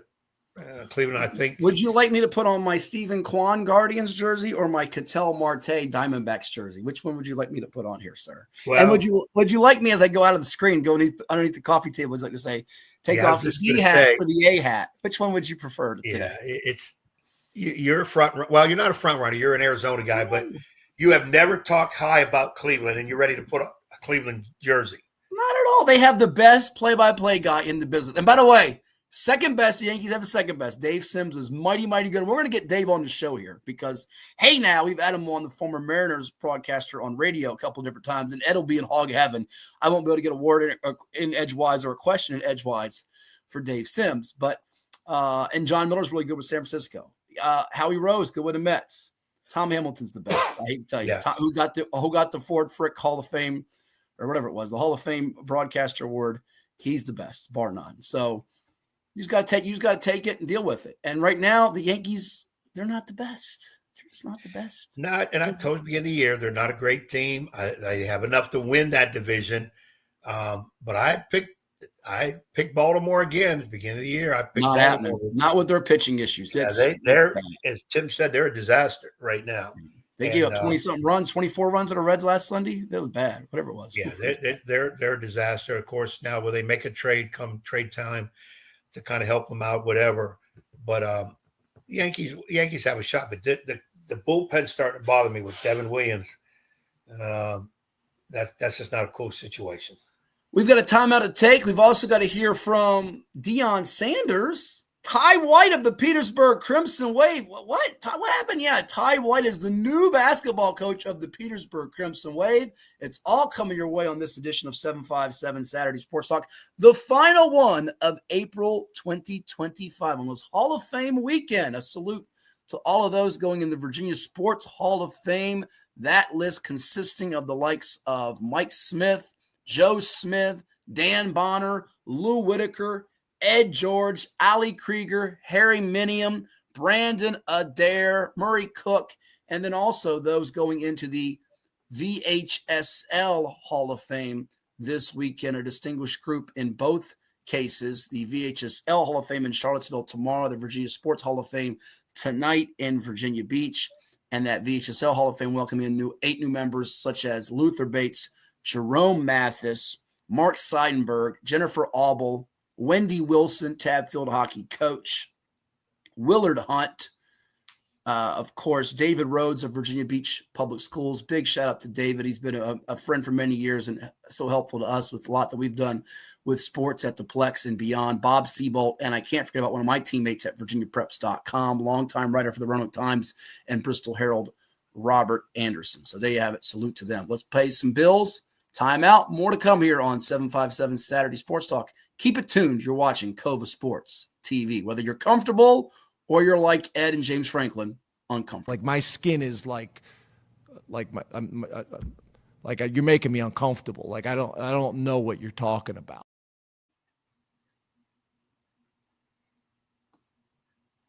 What makes a life a good one? Is it our adventures? Or the friends we find along the way? Is it the challenges we conquer together? Maybe it's the people's lives we touch every single day. So, what makes a life a good one? You'll have to figure that one out for yourself. What is more? Is it more reps, more strength, more stamina? We say it's all of that, but it's greater than just what's in the mirror. It's about improving your mental and physical health. More is a feeling of achievement, fulfillment, confidence. It's looking better, feeling better, being better, and it's our mission to get you there. Because here, you are more. One Life Fitness. Portco is your local nonprofit organization dedicated to economic empowerment through employment for people with disabilities. We focus on abilities, not limitations, providing on-the-job vocational support. Find your pathway to employment. Contact us or learn more at portco.org. Well, it's everybody's favorite time of year again. Time to prepare to make your annual donation to that infernal revenue service. And if you're like me, you need help. Help to keep that donation as small as possible. So get off your W-2 and call John Maynard at John's Tax Service. 455-6763.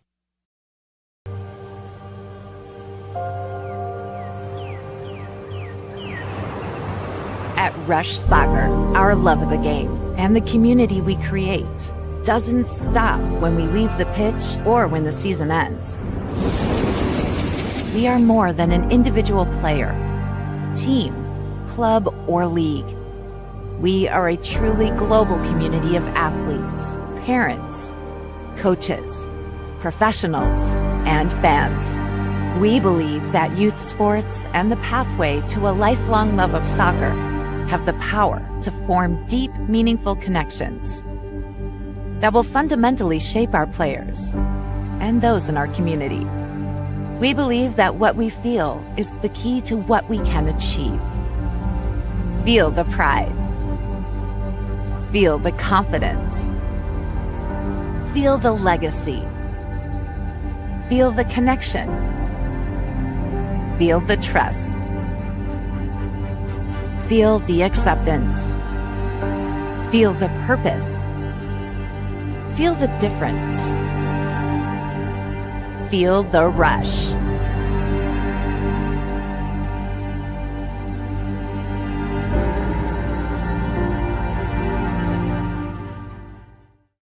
At Atomic Wings, we prioritize real chicken with fresh, all-natural, never frozen ingredients, all packed with serious flavor.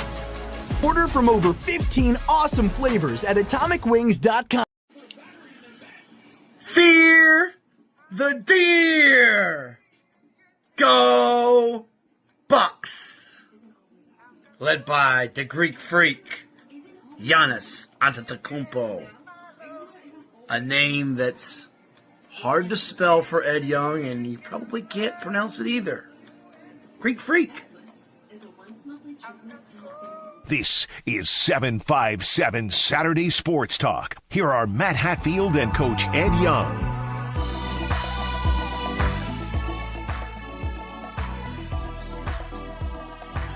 You want to try spelling it or no? Antetokounmpo. What'd you just say? That means Greek freak in English. You gotta understand. Nobody calls him by his last name. It's Giannis or the Greek freak. So we'll leave it at that. Okay. Hey, by the way, I want to shout out one of the real quickly Instagram viewers. And again, I want to get the comments on the IG on there. We got to figure this out to make the interaction even better. But Sunwheelers757, the Virginia Sunwheelers who were out there at the PIT last week. Thanks for tuning in and watching the show. We appreciate you all out there. That was fun last week calling the PIT with you. And my voice held up for the tournament, lost it by the end of the tournament when we got off the air and didn't have it for a couple of days. But it's slowly but surely returning. And it returned enough for me to make the trek up to the 804 on Monday for a big announcement. Yeah, we're going to get a chance to talk right now, or Matt did actually, with the new head basketball coach of the Petersburg Crimson Wave. Former assistant there, played there, Petersburg grad, leading John Marshall to 6 straight championships, if I'm not mistaken. It was 7 total and 4 straight to close out his illustrious decorated career for the men of Marshall. And now Mr. Ty White will be leading the Petersburg Crimson Wave in their quest for state championships. A lot of people have already said, well, they won't win one the first year. I'm here to tell you they will win it's the 3A state championship. They're in class 3 now. He was at class 2 for John Marshall. And Petersburg has not won a state championship in 51 years, 1974, back to Moses Malone. I think they will win it this coming year. And Matt had the chance to speak with Ty at an illustrious press conference in Petersburg. Let's hear what they had to say here on CoVA Sports TV. All right, here with new head basketball coach and assistant athletic director of the Petersburg Crimson Wave, Ty White. He's coming home, ladies and gents. What do those words mean to you? It's been 15 years since you left this place, and now you're back. There's no place like home. It's our turn now here in Petersburg. You're going to hear that slogan a lot. For too long, we've been an afterthought, but it's our turn now here in Petersburg. I'm excited and ready to go to work and to accomplish many goals here in the city of Petersburg. Today, I'm amongst so many family members and former players. I'm going to lean on the whole city and the community to pour back into these young people, so I'm excited. When we spoke last month, as the rumors were swirling about possible moves for you, maybe collegiate opportunities, who knows, and you've been at John Marshall 15 years. You built them into a national powerhouse, #1 in the country, 7 state championships. You play all kinds of competition. Was it just a matter of you wanted a new, fresh challenge, and this was the challenge you couldn't pass up? Well, 15 years at John Marshall was unbelievable. They poured into to our young people. The building wasn't the best looking building, but the teachers and administrator and principals inside that place poured into those babies. And here in Petersburg, it's a rich tradition. And when the city is behind you, there's nothing that can't happen in the city of Petersburg. We've seen your passion, your energy over the years. You've sent over 400 plus athletes through your high school programs and also the team loaded AAU program that you've run to the next level. You've done so much for the youth and community in general. But today, speaking up here, you could just get the goosebumps, the folks in attendance, your mom, your former players. What did it mean to have this kind of turnout for Petersburg and for you? Petersburg is nothing but love, and I love Petersburg. Petersburg loves me, and we're going to together love on these young people. I'm excited. I'm super excited for what's next. The city of Petersburg, again, has so much love and passion, and I'm so excited to be back home.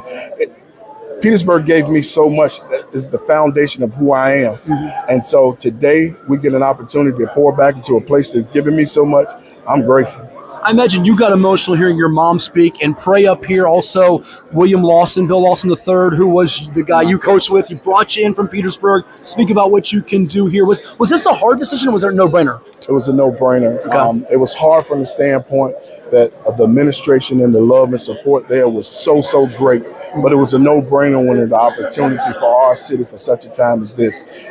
With the direction, with the new superintendent, the city's about to thrive, and boom, the timing is right. Oh, the excitement's off the charts. As you know, with highly successful folks as yourself, there's going to always be the people that wonder and the questions, the critics, the jealousy and envy out there. What do you say to those out there? You heard it when you were at John Marshall in class 2. It was against your control, the detractors, if you will, the people that thought it was a competitive disadvantage. I know how I'd feel if I was in your shoes, but what do you say to them? What do you make of it now? And what's your response to all those things? When you do something good, you do something bad, people are going to say something. All you can do is care about and lead with those young people in mind. And when you do that, God gonna bless it anyway. So I'm excited for the opportunity to lead the group of people who are here in the city of Petersburg. I'm excited. A couple more let you run. Thank you so much for the time. For those that haven't watched your basketball teams play before, be it in AAU with Team Loaded, be it with John Marshall, what's the type of brand of basketball they can expect from this group, regardless of who's on the floor?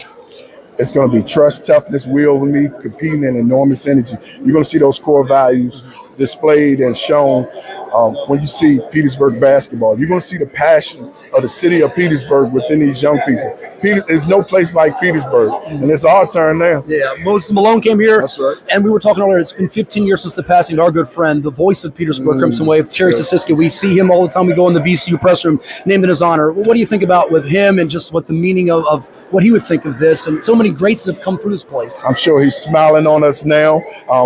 Fortunate enough to be here with his co-host, Mr. James Tynes, and he's an unbelievable person. But it's our turn now for the city of Petersburg. So we're super excited to just represent this city, this state on a national level, because we're going to be national. Get ready. Ty White is back at Petersburg. Thank you so much. Congrats. Thank you. That was Ty White, the new head basketball coach of the Petersburg Crimson Wave, Ed, as he steps into a situation that will be rather fascinating. You just said you've got them winning the state championship. Is that a guarantee, Chuckster? Name me 3 other good. I know it's way too early assumption. Last 3 teams? Well, we just had on Shed Edwards a couple weeks ago, the defending state champion Spotswood Trailblazers, although they bid adieu to Cam Pacheco and Tyler Sprague. Northside's always good under Billy Pope, but they bid adieu to Michael Harvey and Cy Hardy. Yeah.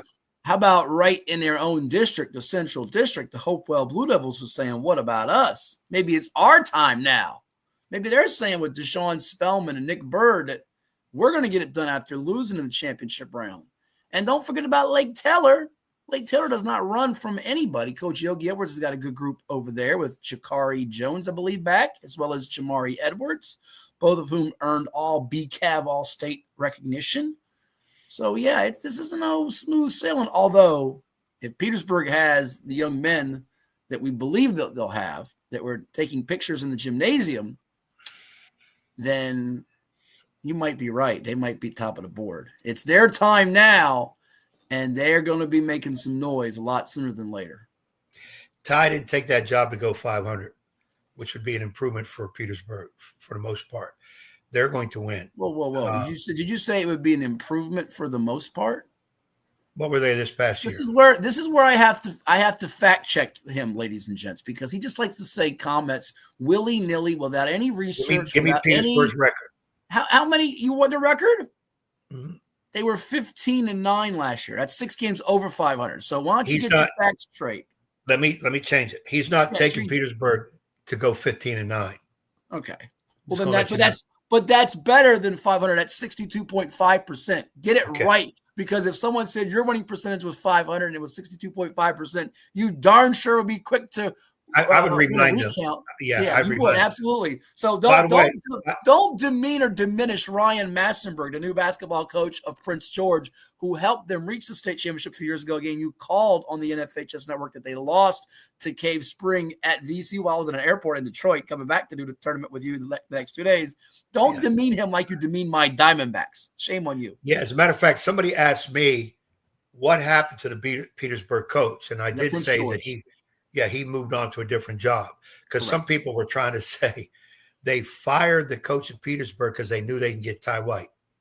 That's not truth. He moved on, and Prince George, as you said. So the opening was there, and I'm sure they approached Ty, and it all worked out. So let it be. And something you guys didn't mention, but it was mentioned in the conference. You heard it. They're building a new basketball facility in Petersburg, $6 million facility, which will help. And there's some other things that are going to be going on that really weren't announced out loud. Resources. Well, it did get announced out loud that he's the assistant athletic director, which is intriguing. That was not a piece that we were aware of. And while this was all being rumored about, chatted about, discussed about. So that makes it even more interesting to see that element added to it, because that's more of a workload you would suspect for Ty White. Although, well, let me fill me in, Mr. Former assistant athletic director. Let me fill you in on what that means. Okay. The official title is assistant athletic director in charge of basketball. Ty White will only be dealing with basketball issues, could be men and women. He's not worried about soccer. You sure he's not worried about the golf team, the field hockey team? He's not going to deal with the golf team. He's not wondering where his agent now. What if he wants to assist with those programs? He does not want to assist with all that stuff. I don't know. Have you had this conversation with him? Don't need to have a conversation. I know Ty. And he's not dealing with all that other. And I don't care what they say in Petersburg. Ty White will be involved with all concerning basketball under his assistant athletic director duties. And that's okay. That's the way it should be. Athletic director is a tough job. They need help. Can't do it by themselves. So here's a good idea. Let's let Ty handle the basketball stuff, men and women, and the other AD, official AD, can handle whatever else needs to be handled. That's Bill Lawson III is the AD. And Bill Lawson's that's another legend name in Petersburg. I had the pleasures of going against his dad when his dad coached at Petersburg. That was not an easy task because they always had some players. So it's a good feeling in Petersburg. You could tell the genuine excitement, I think, out of Ty. And in his slogan, it's our turn now. And that's going to happen, like I say, quicker than soon. And yes, for the people who are wondering, are they getting any of the Marshall kids? I'm going to say it. Yes, there will be some transfers. Okay. And I'm not going to get into all that and whatever. Well, you just did when you said it. So how can you say you're not getting into it when you just? Because people are going to start saying, and I already heard it on the chat lines. Well, they can go ahead and transfer all they want. They're going to be ineligible all year. No, they will not be ineligible. They will play game one, and I'm just going to leave it at that. And that's good. I'm very excited for Ty. Excited for Petersburg. I was also asked the question, well, what will Marshall do? I got to believe. Now, that was a staff that had like 8 assistants. Maybe they'll hire Ed Young. He's available, ladies and gents. There's no comment. The price is right, Drew Carey. There's no comment on it. The price would have to be right. No comment? Say, look at you. The price would have to be right. I would say. Do we have that jingle? I'm just that jingle. Yeah, one of the assistants will get that job. But then again, how many of those assistants will move with Ty over to Petersburg? That's the other thing. So we don't know. So a lot of intrigue there. I know the Marshall people, looking at the chat lines or whatever, the Marshall people, for the most part, handled it very classy. They wished Ty the best, and they were thankful for what he did for them. I didn't see any daggers thrown at him for the most part, which is great. I mean, the guy has a right to make a move if he wants. And that would be a tough follow-up job. Oh, my God. Yeah, it is. Number 1 in the country. Well, we said this before when Jack Baker left Maury, you don't want to be the guy to replace the guy. Of course, Brandon Plummer won a state championship a couple years later. But sometimes a program of that ilk people embrace that mentality. So you never know. I tell you what, we have some very intelligent viewers out there. They see things, they recognize, they sniff out the nonsense, and they notice when someone has an ugly shirt on. Good job, AJ. He was back in the country. I think he was out of the country. We're going to have to ship his boy Morton to Morton Steakhouse, the pitcher from the O's, and gave up all the runs on Sunday. AJ, I agree. AJ. It's a little older than it should be. I don't like shirt. the emblem over Get that here. ugly shirt out. It should be in the middle. I do have. I got to have allies after all your Yankee friends that you had on last week. Oh, we don't want to see the back of that. Oh, it's Mickey Mantle. Oh, it is. It's old school. It's the legend. It's the legend. And those Yankee guys, you and Jermaine Woods a couple weeks ago, the new Norfolk State women's basketball coach, who, by the way, got in Jaysha Clinton, who just signed on board, former Hampton University, Prentice Anna High standout, and Temple standout, and Chad Edwards, and who else did we have on? It was a show. We had all Yankee fans. Oh, James Clark talking soccer. All you guys were Yankee ganging up on me, and I hated it. So I got some allies today. And your last name on it. Mantle. That's right. Put you on the mantle, Edward. Put you on the mantle. By the way, who's AJ's team? We never.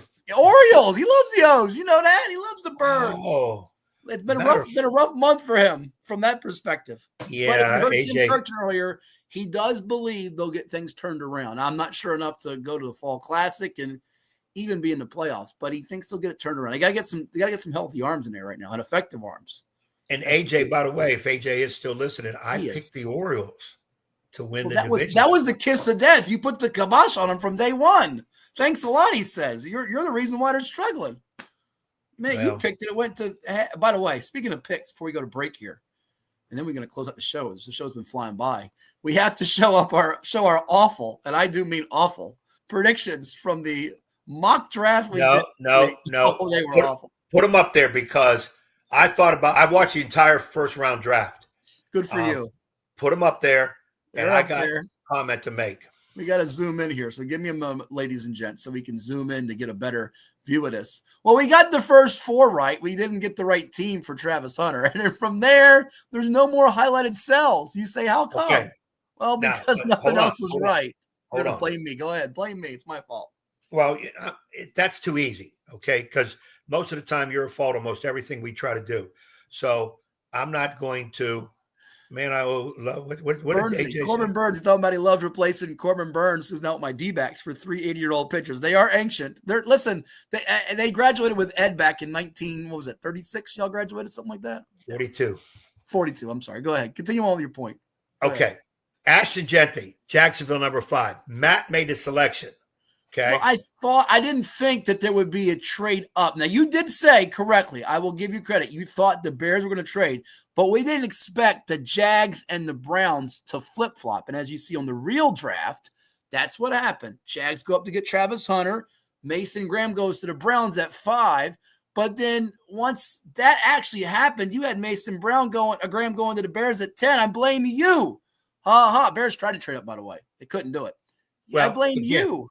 I had Genty to the Raiders at 6. I couldn't pick him because you had to pick for Jacksonville. You took Genty. So I went with the lineman from Missouri.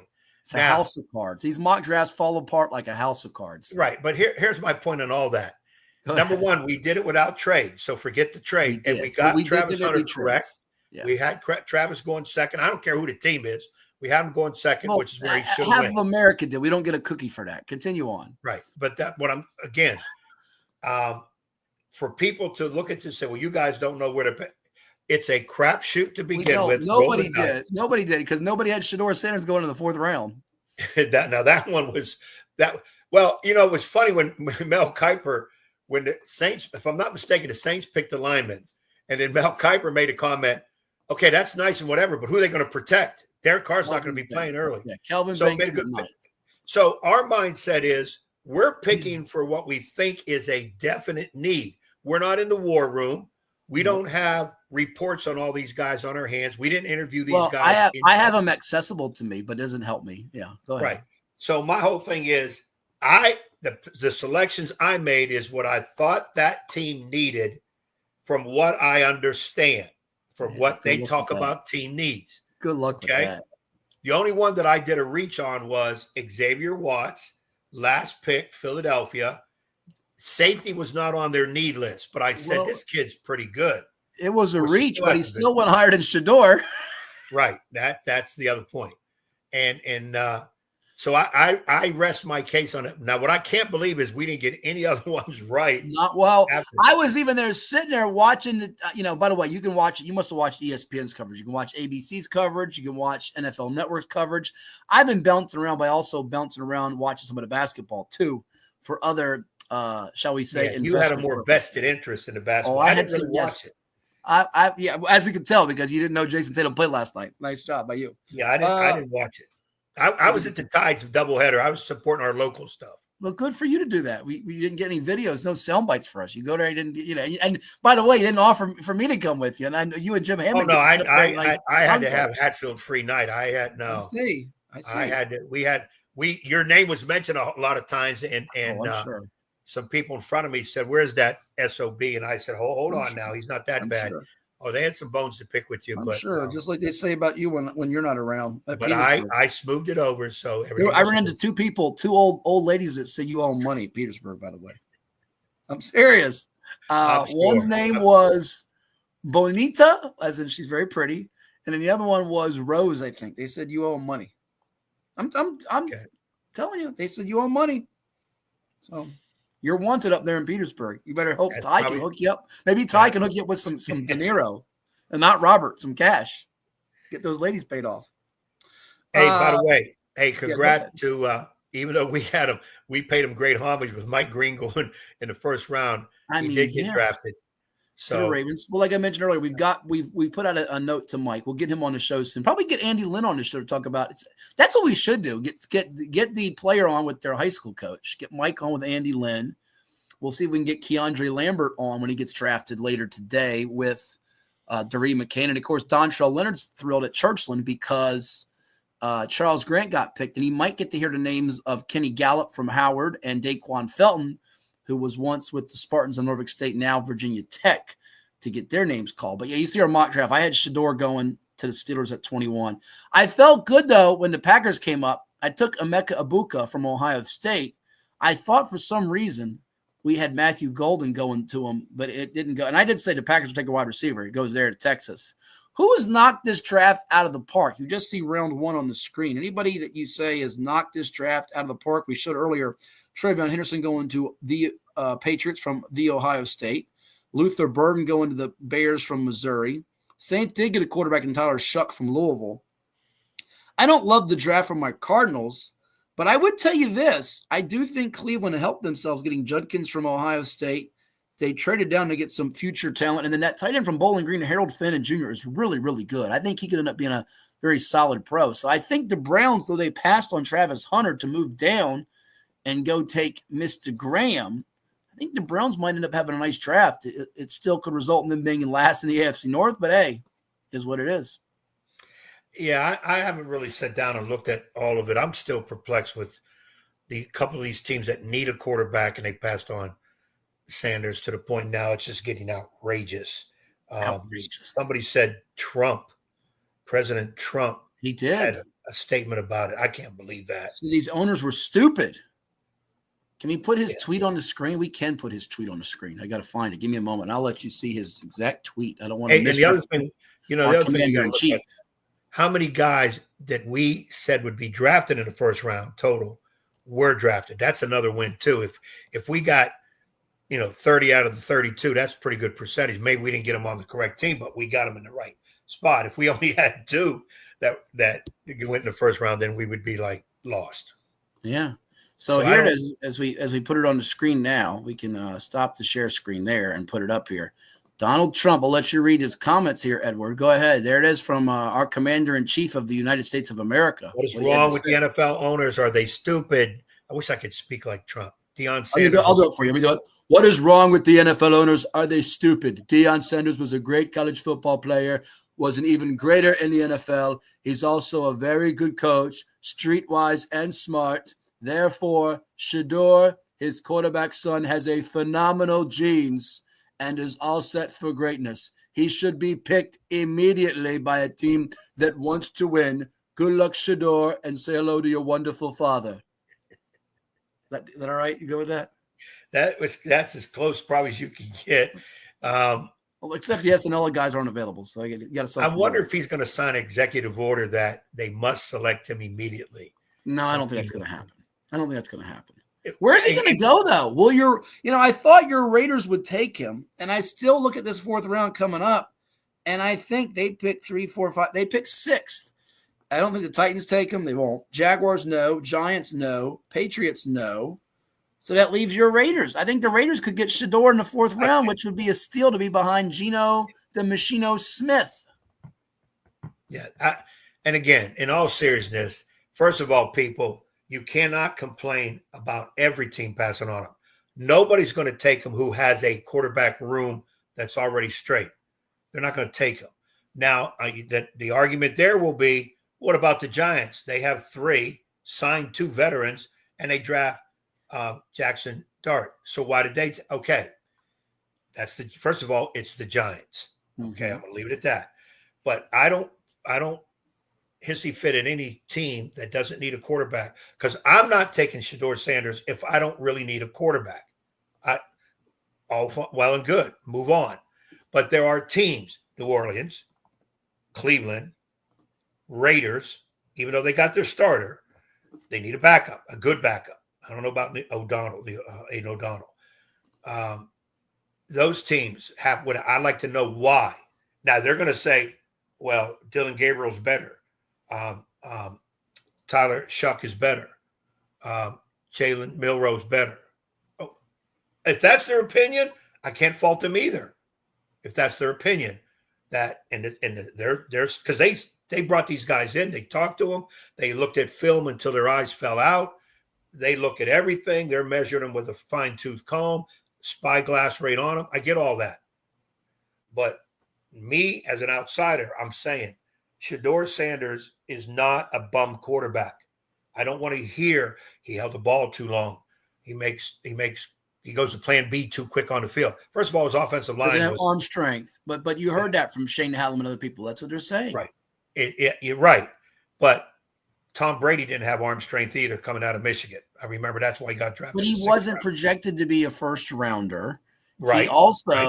He also was picked in the 6th round. He didn't have a father who was out there doing this song and dance and then getting on. What was the show? What's the afternoon show? Oh, help me. She's on, I think WTKR carries it. Oh, help me. He was a guest. Deion, what's her name? You know her. Oh, help me. Sherry. Oh, no, it wasn't Sherry. It wasn't Sherry. He was a guest on one of these shows because my folks watch it. Tamron Hall. He's a guest on Tamron Hall, and this is my folks watch it. They don't watch the NFL; they watch that show. It comes on, like a daytime soap almost, or one of those talk shows. I've seen it. And he says, because this is their takeaway, they don't want. They go, Coach Prime went up there and said, not any team can just select his son.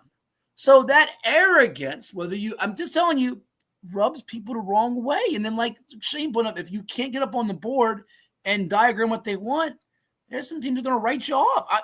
I'm just telling you, whether you like it or not, that's how this goes. That's how this goes. And once he didn't get picked in the 1st round, it wasn't going to be a shock if he slid into the 3rd round. Now it's a little bit of a surprise there. Now he slid, let's say at least, in the 4th round. Nobody's taking no question. He'll get picked today. He'll get picked today, and he'll have a chance to squash all the doubters, just like Brady did, just like Kurt Warner did, just like Tony Romo did. All these guys that were picked in the latter rounds are undrafted. He'll have that opportunity. It will be presented to him in some way, shape, or form, and he'll probably have his papa on the sideline barking and the whole bit, and that'll be that. I heard it. One of the dumbest comments I heard about it, and I can't remember it.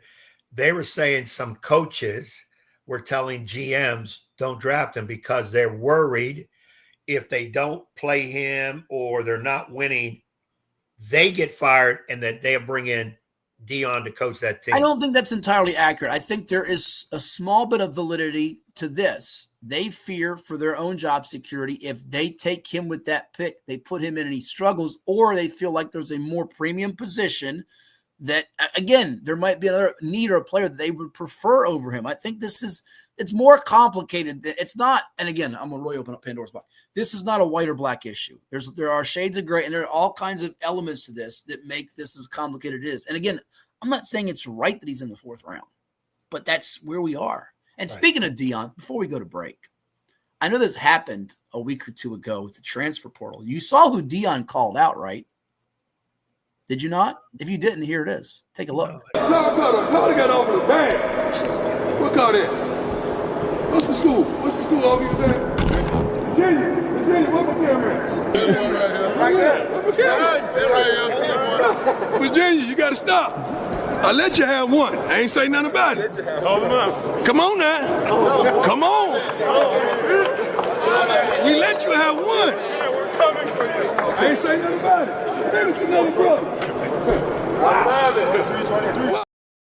Virginia, he let you have one. He ain't saying nothing about it. Don't mess with his players. Coach Prime getting mad at UVA. Shame, shame, shame. Tisk, tisk, tisk. Who did Leave UVA them take? Buffaloes alone. Who did Leave those Buffaloes alone, Edward. Leave them alone. Who did Virginia take out of Colorado? Well, it was announced just a few days ago that Isaiah Augustave, if that's how you pronounce it, 6'1", 212-pound running back who was the Buffaloes' leading rusher in last season, has moved on to UVA. He's got 2 years of eligibility left. Naples, Florida native, bigger back. And that is that. He will give them a little power run game. And so Coach Prime was not a happy camper that Virginia came with the bag and said, all righty, streak to the lawn in Charlottesville and run for Tony Elliott. To be honest, and the I Wahoos. couldn't understand him. I really couldn't understand him. And I'll just simply say this. Well, you could understand Deion? Deion is trying to get players too out of that portal. So with the Absolutely. portal, all loyalties are off. People are diving in. You can forget all that mess. And it's strictly about the money, period. Let it go. When we come back, go ahead. We got one final thought. Go No, ahead. I'm just saying that Deion, he said that, even though he didn't look it, he said it in jest. No, he was serious. It wasn't in jest. He was serious. And Virginia needs to dip into the Big Eight. Big Eight? 12. What the heck is the Big Eight? Big Eight used to, Big 12 used You to be make Big it Eight. think this is not in the past. In the past, we're in the present now. They need to dip NIL into and the portal. They need to dip at the end of the SEC. They need to take those type of players if Virginia ever hopes to be any kind of factor in football. Because right now, they ain't. Ooh. Did I say something wrong? Or no, did I that's say strong something words. too right? You just made all the UVA fans that watch the show get a little prickly. That's all. Well, then the UVA fans, get out of your pockets, put some money. It's the name of the game in football and college basketball.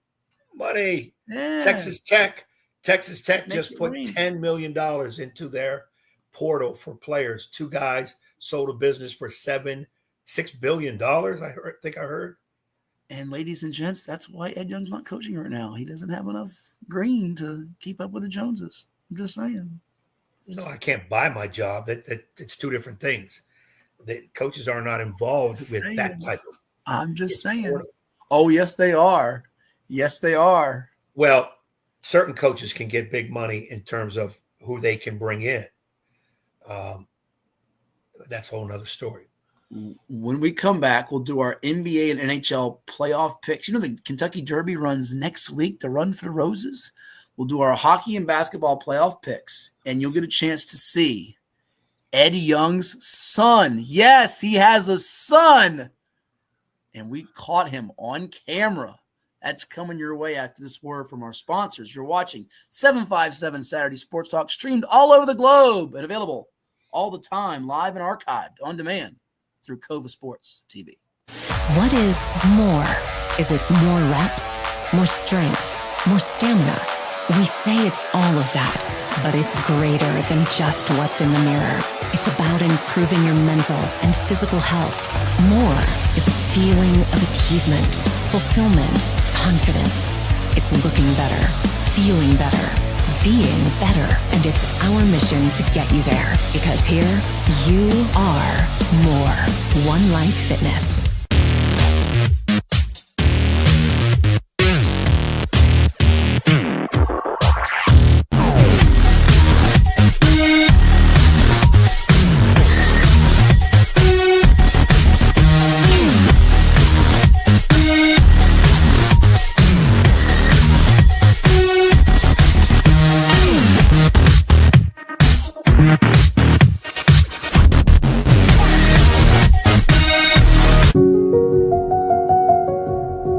a banker at Town Bank, we believe that people bank with people, not with banks. You're looking for an actual personal relationship, and that's what you get at our bank. You get that person that gets to know you, gets to know your business, is there for you. I think that is what motivates us, what drives us. And the idea that we are trying to serve others and enrich lives, I think is very true.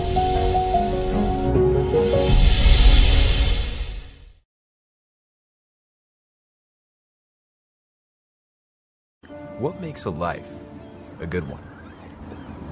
Is it our adventures? Or the friends we find along the way? Is it the challenges we conquer together? Maybe it's the people's lives we touch every single day.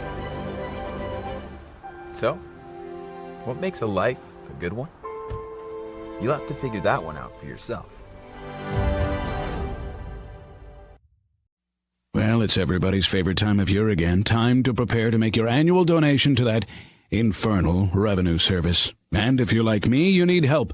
Help to keep that donation as small as possible. So get off your W-2 and call John Maynard at John's Tax Service. 455-6763. Portco is your local nonprofit organization dedicated to economic empowerment through employment for people with disabilities. We focus on abilities, not limitations, providing on-the-job vocational support. Find your pathway to employment. Contact us or learn more at portco.org.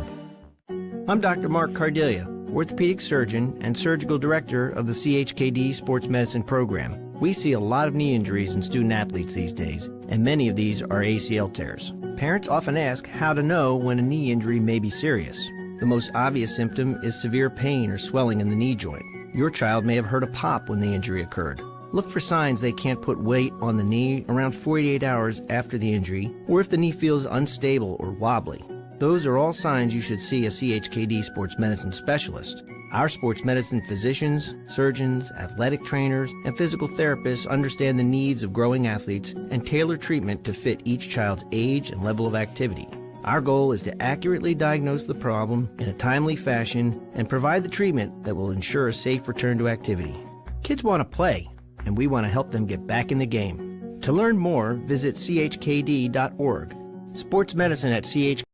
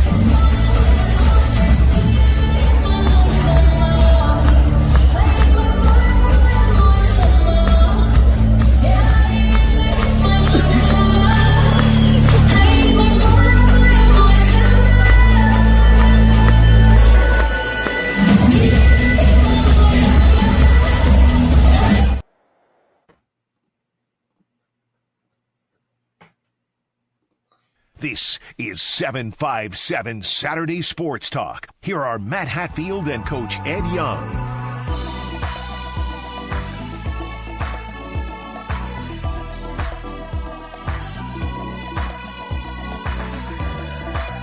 How about your young son over there dancing, taking what the good Lord gave him?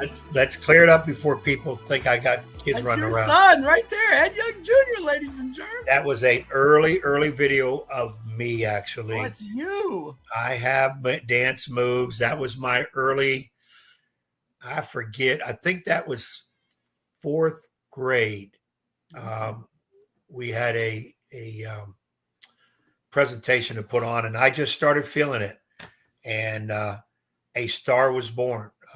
That was my dance, some of my early dance move. A few I still do use. I still use some of those. Some people may be surprised, but hey, when the music hits and I feel it, I'm going to do it. No Never question about surprised it. with you. Hey, by the It's way, not Ed Young Jr. There is no Ed Young Jr. out there. So let's get that cleared up. Okay. It was me, and I will admit it. There's no Ed Young Jr. that we're aware of. No, I already know. I would know if there was an Ed Young Jr. because I would have my money would be gone. By the way, did you see the news that William and Mary will leave the Coastal Athletic, I almost said Colonial, Coastal Athletic Association, the CA, following this coming season and play in the Patriot League beginning in 2026? Good What do you move. make of that? Are you surprised at this move? I'm not as shocked. Not surprised at all. They're more on par with the teams in that league than Coastal. Now, if I'm not mistaken, correct me if I'm wrong, Patriot League does not give athletic scholarships. They're like, No, I think you're thinking of Ivy League. I believe the Patriot League does. okay, because there was a time, believe it or not, Patriot Ivy League. League. I think the give Patriot League does. athletic Yeah. scholarship. No, I'm And- pretty sure they do. I think the Ivy League does not give they can give financial aid packages, but I Right. think it's different. You're going to get money, but it won't be considered. Oh, you're going to get money wherever you go nowadays. That goes. Well, without that's saying. yeah. You can forget about not giving scholarship because if you're not giving that kind of money, pay for play type money, or which people call it NIL, then they're not coming. But I think overall for the athletic program. But now is it just football? It is for, I believe, all of its athletic programs. I don't think it was labeled as just football. Okay, because that's the other. I'm sorry, football. Yeah, football is joining the Patriot League as an associate member. Yes, so it's William and Mary football. Correct. It is. Yeah, it is correct. Yes, just football. Just football. So it is just football. Let me back up. Yes, just football. Okay, because really it would be a good move for, I would say, for the entire. Well, we'll see what other programs follow suit. But the CA, as we once knew it, doesn't really exist anymore. It's a different league, as we know. James Madison, Old Dominion, Delaware. The league has, in a different type of way, dissolved or changed, however you want to phrase it, couch it. It's not what it once was.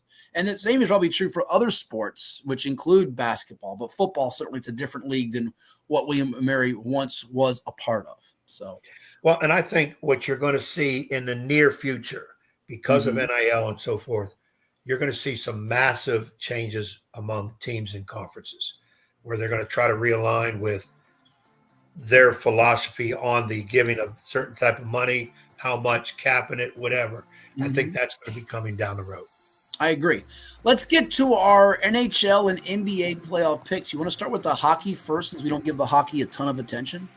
Yeah, we two sports we don't give much attention to and should: hockey and pro wrestling. We've almost neglected. Well, pro wrestling, that's another story for another time. Winnipeg, St. Louis, 2-1. Winnipeg leads that. Dallas, my pick to win it, 2-1 over Colorado as it stands here right now. And then below that in the Western Conference portion of the bracket, you see Vegas is trailing Minnesota 2-1. They're one of the favorites. And Edmonton, another one of the favorites that Charles Barkley, Mr. Hockey Aficionado, who does the NBA on TNT basketball analyst work, they're down 2-1 because their goalkeeping is just lousy right now. They obviously have two of the best stars in the sport through the Edmonton Oilers with Leon Draisaitl and, of course, Connor McDavid. But what do you make of the West here? I think the Kings win this series. I think Vegas will rally to beat Minnesota. It might take the full 7. I'm going with Dallas over Colorado in 6. Winnipeg to beat St. Louis. I think we're headed for a Dallas Kings showdown in the Western Final. And I'm going to stick to my guns and take the Stars. But Kings are playing as impressively as anybody with all their goal scoring ability. I had Winnipeg beating St. Louis. I'm going to stay with it. I had Dallas beating Colorado and stay with it. I had Minnesota beating Vegas. Did you? I like Vegas. I like Vegas, though. But you know what? This is stupid. Even though they're up 2-1 and I had picked them, I think Vegas is going to come back and win that series in 7. Ooh. And I had Edmonton over the Kings, and I'm going to stick with Edmonton. You are a copycat in true form. Oh, so we got all this thing. Let's go to the Eastern Conference. So your Western representative is whom? I've got Dallas. You have? I have Vegas. You got to pick one of those. You're going with Vegas. You're going with Vegas now? You're changing like that? I picked Minnesota to win it. Okay. But I'm going Vegas. I'm changing. I have no idea how a guy can take a team down 2-1. Anyway. Eastern Conference. Toronto 3. Ottawa 0. Maple Leafs on their way. They get snake bit this time of year. Florida's beaten Tampa Bay. Those two have been in the Stanley Cup final, I think, each of the 5 past seasons. Washington over Montreal 2-1. Carolina over the Devils 2-1. Tell you what, you feel good about those two teams up top. The Caps are good. I think it's Carolina's time. I'm gonna go with Carolina to get to the final against Dallas. I'll go. They win this with the Devils in 6. Caps to beat the Canadians in 5, maybe 6. Florida will beat the Lightning. It might take 7, and Toronto's going to probably sweep or win 5 over Ottawa. Less drama in the East than the West. You concur? Yeah, East is pretty smooth out. Toronto, I had that one. I had Tampa. I think I had Tampa Bay over Florida. That's not going to happen. A lot of people did. Well, it could. They got to win Game 3, or it's going to be lights out for Coach Cooper and the gang. Many of which we've seen over the years. Lightning players from the Admirals, of course. Mm-hmm. I had Washington over Montreal in 7, and I had Carolina over New Jersey in 7. I'm not going to change those. I would say Washington against probably now Panthers for the East, unless your winner is give me Florida. So you're going to go Florida and Vegas, and your Stanley Cup winner is? Florida. Panthers to do it again, he says. Do it again. I'm going to go with the Stars over Carolina. I'm going outside the box. Dallas over Carolina. Probably going to fail miserably. Let's go now to the National Basketball Association, where their playoffs are underway and getting close to the end of first-round series, as they like to say. And we look at the Western Conference before we look at the Eastern Conference. That's how this works, folks. We'll look at the entire bracket, but we'll zoom in where you have the West. The Thunder on top of the Grizz 3-0. Nuggets trail the Clippers 2-1. Lakers now down 2-1 to the Wolves after last night's Anthony Edwards closeout job against the sick Luka, the legendary LeBron, and J.J. Redick's group. J.J., the coach for the Lakers from Cave Spring High School, and also Dorian Finney-Smith from IC Norcom in Portsmouth, part of that Lakers outfit. Rockets and Warriors 1-1. All right. What do you make of this Western Conference? I think OKC is going to sweep today. Nuggets, Clippers, I fear for Nikola Jokic. They don't have Michael Malone anymore. We see David Adelman is not the answer. Clippers are going to win in 5, maybe 6. Warriors, Rockets, a lot hinges on the health of Jimmy Butler, but I'll go Golden State in 7. And I wanted to see the Lakers, for certain reasons, pull this out over the Wolves. But I will go with this, Ed. Hot lamps, leg cramps.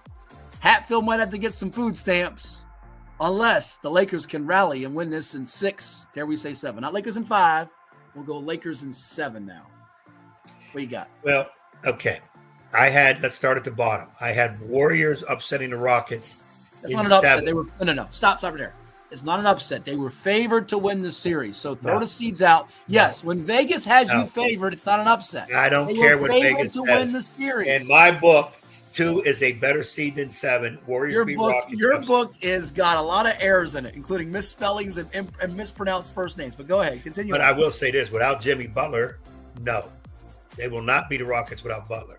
If Butler plays and he's healthy, Warriors win. So it's kind of a big question mark on that series because we got to see what's going on. Well, that's like you saying I'm going to go with the Warriors if they score more points than the Rockets, but if Houston does, I'll go with Houston. So yeah. Well, they're not beating. The Warriors are not beating the Rockets just with Steph Curry, and that's what it would be. Well, they have 4 other players on the court besides him. They'll probably have Podziemski. They'll probably have Draymond Green, the menace. They'll probably have Kevon Looney at some point. Probably have Moses Moody at some point. Maybe Gary Payton Jr. I mean, there'll be 4 of the guys besides Curry. It won't just be one of 5. And using the word loony is they would be loony if they think they can beat the Rockets without Butler. Okay. I had Lakers in 7 over the Wolves, but I said, watch out for the Wolves. I still going to stick with the Lakers, but I turned the game on last night just as LeBron got a steal, went in for a wide open, uncontested layup. Missed the layup. Missed it. I said to myself, they're in trouble. Why didn't he just dunk it like he normally does? Well, it's game's passed. Let it go. That didn't decide the game. They tied it up at 103 and got outscored the last 4 minutes. But go. Yeah, I got outscored like what, 12-1? Essentially, yes. Lakers wake Quick up. turnaround for a team with age on its roster, and on Sunday in a raucous Minnesota atmosphere. Yeah, I'm gonna still stick with Lakers, but I will throw this little addendum in. If Timberwolves win Sunday and it's 3-1, it's over. Okay. Nuggets, Clippers, you going Clippers? I picked Nuggets to begin with, and I ain't changing my mind. Okay, and the Thunder to win. Oh, you're going Nuggets? Whoa. You got the Nuggets rallying to beat the Clippers? Not happening. I will buy you as many chicken nuggets from whatever drive-through as you want. That's not happening. Go ahead. Unless Kawhi gets hurt. Yeah. It's about to happen. I hope not. I don't wish injury on anybody, but it's about to happen. Give me Thunder. Thunder should sweep the Grizzlies. No, Jay Morant's not playing. Ja Morant. Let's get the name right. Go ahead. Give me Thunder. Give me Thunder in that. And it looks to be Thunder going to win the West. Yes. Thunder going to win the West. I think so too. Because no matter who they play, unless the Clippers get the next 2 and Leonard doesn't get hurt, that might be their biggest thing. I think it'll be the hardest series. I agree. Yeah, Rockets and Rockets and Warriors, whoever comes out of that's going to be banged up, plus ready for a fight. Yeah, I don't. And the Lakers, if they get past Minnesota, they're going to be banged up too. I think Thunder are going to win the West, but it doesn't matter to me because that's not the NBA champion over on that side. Let's go to the Eastern. This side has the NBA champion. Let's go to the Eastern Conference. And you have the Cavaliers up 2-love on the Heat. Game 3 today. Pacers, Bucks. We talked about it with Dave Koehn. Indiana's up 2-1, Game 4 on Sunday night. Knicks up 2-1 on the Pistons. Key Game 4 coming up on Sunday afternoon. And Magic Celtics, key Game 4 coming up on Sunday as well. Boston's banged up. I think they'll be in the clear and win this in 5 or 6, though, with Orlando. Could be the gentleman's sweep if they win Game 4 to close them out in Game 5. But there are some concerns, obviously. Knicks, Pistons. What do you make of this? I'll do mine after yours. What do you think? Give me your rundown here. Well, I got Celtics beating the Magic. Had it to begin with, and Celtics going all the way. Had Knicks in 7 over the Pistons, but once again, don't play around with the Pistons. They can have they can make you get upset real quick because Pistons like to fight, almost like old school Pistons. But I think the Knicks will come out of that, and that's it. They won't win past that. That's how I look at the Knicks Pistons. Okay. How about we go above now to the top part of the bracket where you have the Pacers, Bucks, and the Cavaliers and Heat. I had Cavaliers in 6 over the Heat. I'm staying with Cavaliers. And I had Bucks to beat Pacers in 7. Don't feel good about that. I do think the Pacers are going to win that series. But the Cavaliers, I think, will knock off the Pacers, and it'll be Cavaliers-Celtics in the East Championship. And who prevails? Who's the last team standing? Celtics over Cavs, Celtics over Thunder in 7. Okay. That's what you got. Okay. Cavs over Heat in 5. Maybe Less than that, we shall see. Maybe 4. Pacers, Bucks, I will go Pacers to close them out in game number. I think it might go to limit, go 7. I think the Bucks could even it up, but then I think the Pacers win at home, and I just don't know that Milwaukee's consistent enough shot making. Dave touched on it. Brook Lopez having a rough time in his series, and I don't know you can count on Gary Trent Jr. to give them 30+ unless Dollar Dame goes out and wins them a game with hot shooting. He hasn't done it yet. He doesn't look the same player that he once was. Knicks Pistons, it's a rock fight. They could lose game 4, but I think the Knicks with at least 2 on their home floor will get it done in 6 or 7. We'll call it Knicks in 6 now as opposed to Knicks in 5. And Celtics Magic, we'll call it Celtics in 5. Gentlemen sweep. And give me Cleveland to beat Boston in the East Final and OKC over the Cavs in the NBA Final. What do you got? Not bad. Okay. I'm going Celtics over OKC in 7. Okay, you're going to go Celtics over OKC in 7. That's your pick. For the finals, yes. Okay. Well, that's going to do it for this episode of 757 Saturday Sports Talk. Like, share, and subscribe to our YouTube channel through CoVA Sports TV. Again, we're having some issues on the X today, so we apologize for that as our show was streaming there, and apparently it stopped streaming there. But we will do it again with you next time right here on CoVA Sports TV. Enjoy the rest of your month of April, and we'll get ready for, they say April showers brings May flowers. So go get a bunch of tulips, Ed, and get ready for May and Cinco de Mayo. Talk to you next time right here on CoVA Sports TV. Have a great one, everyone. See you later.